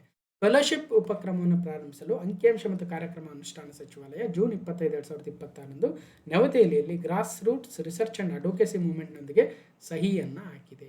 ಈ ಪಾಲುದಾರಿಕೆ ಎಂಬಾರ್ಕ್ ಇಂಡಿಯಾ ಡೆವಲಪ್ಮೆಂಟ್ ಫೆಲೋಶಿಪ್ಗೆ ಸಂಬಂಧಿಸಿದೆ. ನೀತಿ ಸಂಶೋಧನೆ ಮತ್ತು ಆಡಳಿತ ಸಂಬಂಧಿಸಿದ ಕೆಲಸಕ್ಕಾಗಿ 2 ಫೆಲೋಗಳನ್ನು ಇದರಲ್ಲಿ ಅಳವಡಿಸಿಕೊಳ್ತಾ ಇದೆ. ಇದು ನಮ್ಮ ವಿಕಸಿತ್ ಭಾರತ್ 2047 ವಿಷನ್ ಒಂದು ಅಡಿಯಲ್ಲಿಯೇ ಕೆಲಸ ಮಾಡ್ತಾ ಇದೆ. Gross roots policy fellowship. ಇತ್ತೀಚೆಗೆ ಗ್ರಾಸ್ ರೂಟ್ಸ್ ಪಾಲಿಸಿ ಫೆಲೋಶಿಪ್ ಅನ್ನು ನಮ್ಮ MOSPI ಅವರು ಒಪ್ಪಂದ ಮಾಡಿಕೊಂಡಿದ್ದಾರೆ. ಹಾಗಾದರೆ ಗ್ರಾಮ್ ಅಂದರೆ ಏನು ಅಂತ ಕೇಳ್ಬೋದು, ಅದು ಫೆಲೋಶಿಪ್ಗಳ ಉದ್ದೇಶ ಏನು ಅಂತ ಕೇಳ್ಬೋದು. ಇನ್ನು ಕೊನೆಯ ಪ್ರಶ್ನೆ, ಕ್ವಶನ್ ನಂಬರ್ 10. ಭಾರತದಲ್ಲಿ ಒಟ್ಟು GST ಸಂಗ್ರಹ ಮೇ 2026 1.94 ಲಕ್ಷ ಕೋಟಿ ತಲುಪಿದ್ದು, ಇದು ವರ್ಷದಿಂದ ವರ್ಷಕ್ಕೆ 3.2% ಹೆಚ್ಚಳವಾಗಿದೆ. 2026 ಮೇ ಎಷ್ಟು ಕಲೆಕ್ಷನ್ ಆಗಿದೆ ಅಂದರೆ 1.94 ಲಕ್ಷ ಕೋಟಿಗಳಷ್ಟು ಕಲೆಕ್ಷನ್ ಆಗಿದೆ GST. ಅದೇ 2025 ಮೇಲ್ ಎಷ್ಟು ಕಲೆಕ್ಟ್ ಆಗಿತ್ತು ಅದರ 3.2% ಅಷ್ಟು ಹೆಚ್ಚಿಗೆ ಕಲೆಕ್ಷನ್ ಆಗಿದೆ ಅನ್ನೋದು ಇಲ್ಲಿ ಗೊತ್ತಾಗ್ತಾ ಇದೆ. So total GST collection in India reached 1.94 lakh crore in May 2026, marking 3.2% year on year increase. ವರ್ಷದಿಂದ ವರ್ಷಕ್ಕೆ 3.2% ಅಷ್ಟು ಹೆಚ್ಚಿಗೆ ಆಗಿದೆ GST ಸಂಗ್ರಹ 3.2% ಏರಿಕೆ. ಕೇಳಿಬಿಡ್ಬೋದು ಎಷ್ಟು ಏರಿಕೆ ಆಗಿದೆ, ಎಷ್ಟು ಕಲೆಕ್ಟ್ ಆಗಿದೆ ಮೇಯಲ್ಲಿ, ಜೂನಲ್ಲಿ ಎಷ್ಟು ಕಲೆಕ್ಟ್ ಆಗಿದೆ, ಜುಲೈ ಎಷ್ಟು ಕಲೆಕ್ಟ್ ಆಗಿದೆ, ಮತ್ತು ರಾಜ್ಯಗಳನ್ನು ನೋಡಿದಾಗ ಯಾವ ರಾಜ್ಯ ಹೆಚ್ಚಿನ GSTಯನ್ನು ಕಲೆಕ್ಷನ್ ಮಾಡ್ತಾ ಇದೆ, 2ನೇ ಸ್ಥಾನದಲ್ಲಿ ಯಾವುದಿದೆ, 3ರಲ್ಲಿ ಯಾವುದಿದೆ, ಒಟ್ಟಾರೆ ಅತಿ ಹೆಚ್ಚು GST ಕಲೆಕ್ಷನ್ ಆಗಿರ್ತಕ್ಕಂತಹ ತಿಂಗಳು ಯಾವುದು, GST ಯಾವಾಗ ಜಾರಿಗೆ ಬಂತು, ಬಿಲ್ ನಂಬರ್ ಏನು, ಅಮೆಂಡ್ಮೆಂಟ್ ನಂಬರ್ ಏನು, GSTಯಲ್ಲಿ ಎಷ್ಟು ಸ್ಲ್ಯಾಬ್ಸ್ ಇದ್ದಾವೆ, GST ಕೌನ್ಸಿಲ್ನ ಅಧ್ಯಕ್ಷರು ಯಾರಾಗಿರ್ತಾರೆ, ಏನು ಬೇಕಾದ್ರೂ ಪ್ರಶ್ನೆ ಬರ್ಬೋದು, ಬಂದಿದ್ದಾವೆ ಕೂಡ. ಪ್ರಸಕ್ತ ವರ್ಷದ ಮೇ ತಿಂಗಳಿನಲ್ಲಿ ನಿವ್ವಳ GST ಸಂಗ್ರಹ 3.2% ಜಿಗಿದು 1.4 ಲಕ್ಷ ಕೋಟಿ ರೂಪಾಯಿಗೆ ಮುಟ್ಟಿದೆ. ಕಳೆದ ವರ್ಷ ಮೇ ತಿಂಗಳಿನಲ್ಲಿ ಅಂದರೆ 2025 ಮೇ ತಿಂಗಳಿನಲ್ಲಿ 1.88 ಲಕ್ಷ ಕೋಟಿ ರೂಪಾಯಿ ಸಂಗ್ರಹವಾಗಿತ್ತು. ಇಷ್ಟು ಮಾಹಿತಿ ಇದೆ. ಮತ್ತು ಇದರಲ್ಲಿ 1,94,184ರಲ್ಲಿ CGST ಸೆಂಟ್ರಲ್ GST ಕಲೆಕ್ಷನ್ ಆಗಿರ್ತಕ್ಕಂಥದ್ದು 37,397 ಕೋಟಿ ರೂಪಾಯಿ, ಅದು 19.2% ಒಟ್ಟಾರೆ. ಸ್ಟೇಟ್ GST ಅಥವಾ UT GST ಅಂತ ಏನು ಕರಿತೀವಿ ಅದು 45,000 ಕೋಟಿ, ಅರೌಂಡ್ 23%. ಇನ್ನು ಇಂಟಗ್ರೇಟೆಡ್ GST 1,11,000 ಕೋಟಿ, ಅರೌಂಡ್ 57 to 58% ಕಲೆಕ್ಷನ್ ಆಗಿದೆ. ಸೊ ಏಪ್ರಿಲ್ 2026ರಲ್ಲಿ ಒಟ್ಟಾರೆ 2,42,702 ಕೋಟಿಗಳ ಕಲೆಕ್ಷನ್ ಆಗಿ GST ಜಾರಿಯಾದಾಗಿನಿಂದ ಅತಿ ಹೆಚ್ಚು ಕಲೆಕ್ಷನ್ ಆಗಿರ್ತಕ್ಕಂಥ ತಿಂಗಳು ಯಾವುದು ಅಂದರೆ 2026 ಏಪ್ರಿಲ್ ತಿಂಗಳು. ಈ ತಿಂಗಳು 1,94,000 ಕೋಟಿ. ಮತ್ತೆ ರಾಜ್ಯಗಳು ಯಾವ್ಯಾವು ಲೀಡಿಂಗ್ ಅಲ್ಲಿದ್ದಾವೆ ಅಂದರೆ ಮಹಾರಾಷ್ಟ್ರ ಮೊದಲ ಸ್ಥಾನದಲ್ಲಿದೆ 16,000 ಕೋಟಿ, ಕರ್ನಾಟಕ 2ನೇ ಸ್ಥಾನದಲ್ಲಿದೆ 7,800 ಕೋಟಿ, 3ನೇ ಸ್ಥಾನದಲ್ಲಿ ಉತ್ತರ ಪ್ರದೇಶ, 4 ಗುಜರಾತ್, 5 ತಮಿಳುನಾಡಿದ್ದಾವೆ. ಇನ್ನು ಕೊನೆಯ ಸ್ಥಾನದಲ್ಲಿರ್ತಕ್ಕಂಥ ರಾಜ್ಯಗಳು ಅಂತ ನೋಡಿದಾಗ ಅದು ಮಿಜೋರಾಂ ಇದೆ, ನಾಗಾಲ್ಯಾಂಡ್ ಇದೆ, ಹಾಗೆ ಒಂದಷ್ಟು ಯೂನಿಯನ್ ಟೆರಿಟರೀಸ್ ಕೂಡ ಇದ್ದಾವೆ. ಮೇ 2026 ಕರೆಂಟ್ ಅಫೇರ್ಸ್ ಅಲ್ಲಿ ಡಿಸ್ಕಷನ್ ಮಾಡಿದಂತೆ ಏಪ್ರಿಲ್ 2026 GST ಆದಾಯ ಸರ್ವಕಾಲಿಕ ಗರಿಷ್ಠ ಮಟ್ಟ 2.43 ಲಕ್ಷ ಕೋಟಿಗಳಷ್ಟಾಗಿತ್ತು. ಹೈಯೆಸ್ಟ್ 2026 ಏಪ್ರಿಲ್ ತಿಂಗಳಲ್ಲೇ ದಾಖಲೆಯ GST ಕಲೆಕ್ಷನ್ ಆಗಿರ್ತಕ್ಕಂಥದ್ದು. ಮತ್ತು GST ಯಾವ್ಯಾವ ರಾಜ್ಯ ಏನಂತ ನೋಡಿ ಇದರ PDF ಕೊಟ್ಟಾಗ ನೋಡಿ. 101ನೇ ಸಂವಿಧಾನ ತಿದ್ದುಪಡಿ GST, 122ನೇ ಬಿಲ್, ಜೊತೆಗೆ GST ಕೌನ್ಸಿಲ್ನ ಆರ್ಟಿಕಲ್ 279A GST ಕೌನ್ಸಿಲ್ ಸ್ಥಾಪನೆ. ಇದರ ಅಧ್ಯಕ್ಷರು ಯಾವಾಗಲೂ ಹಣಕಾಸು ಸಚಿವರೇ ಇರ್ತಾರೆ. ಈಗ ಪ್ರಸ್ತುತ ನಿರ್ಮಲಾ ಸೀತಾರಾಮನ್ ಅವರು ಇದ್ದಾರೆ. ಮತ್ತು ಸೆಂಟ್ರಲ್ GST ಅಂದ್ರೇನು, ಸ್ಟೇಟ್ GST ಅಂದ್ರೇನು, ಇಂಟಗ್ರೇಟೆಡ್ GST ಅಂದ್ರೇನು ನೋಡಿ. ಮತ್ತು ಸ್ಲ್ಯಾಬ್ಗಳು ಆಗ 5%, 12%, 18%, 28% ಅಂತಕ್ಕಂಥ 4 ಸ್ಲ್ಯಾಬ್ ಇದ್ವು.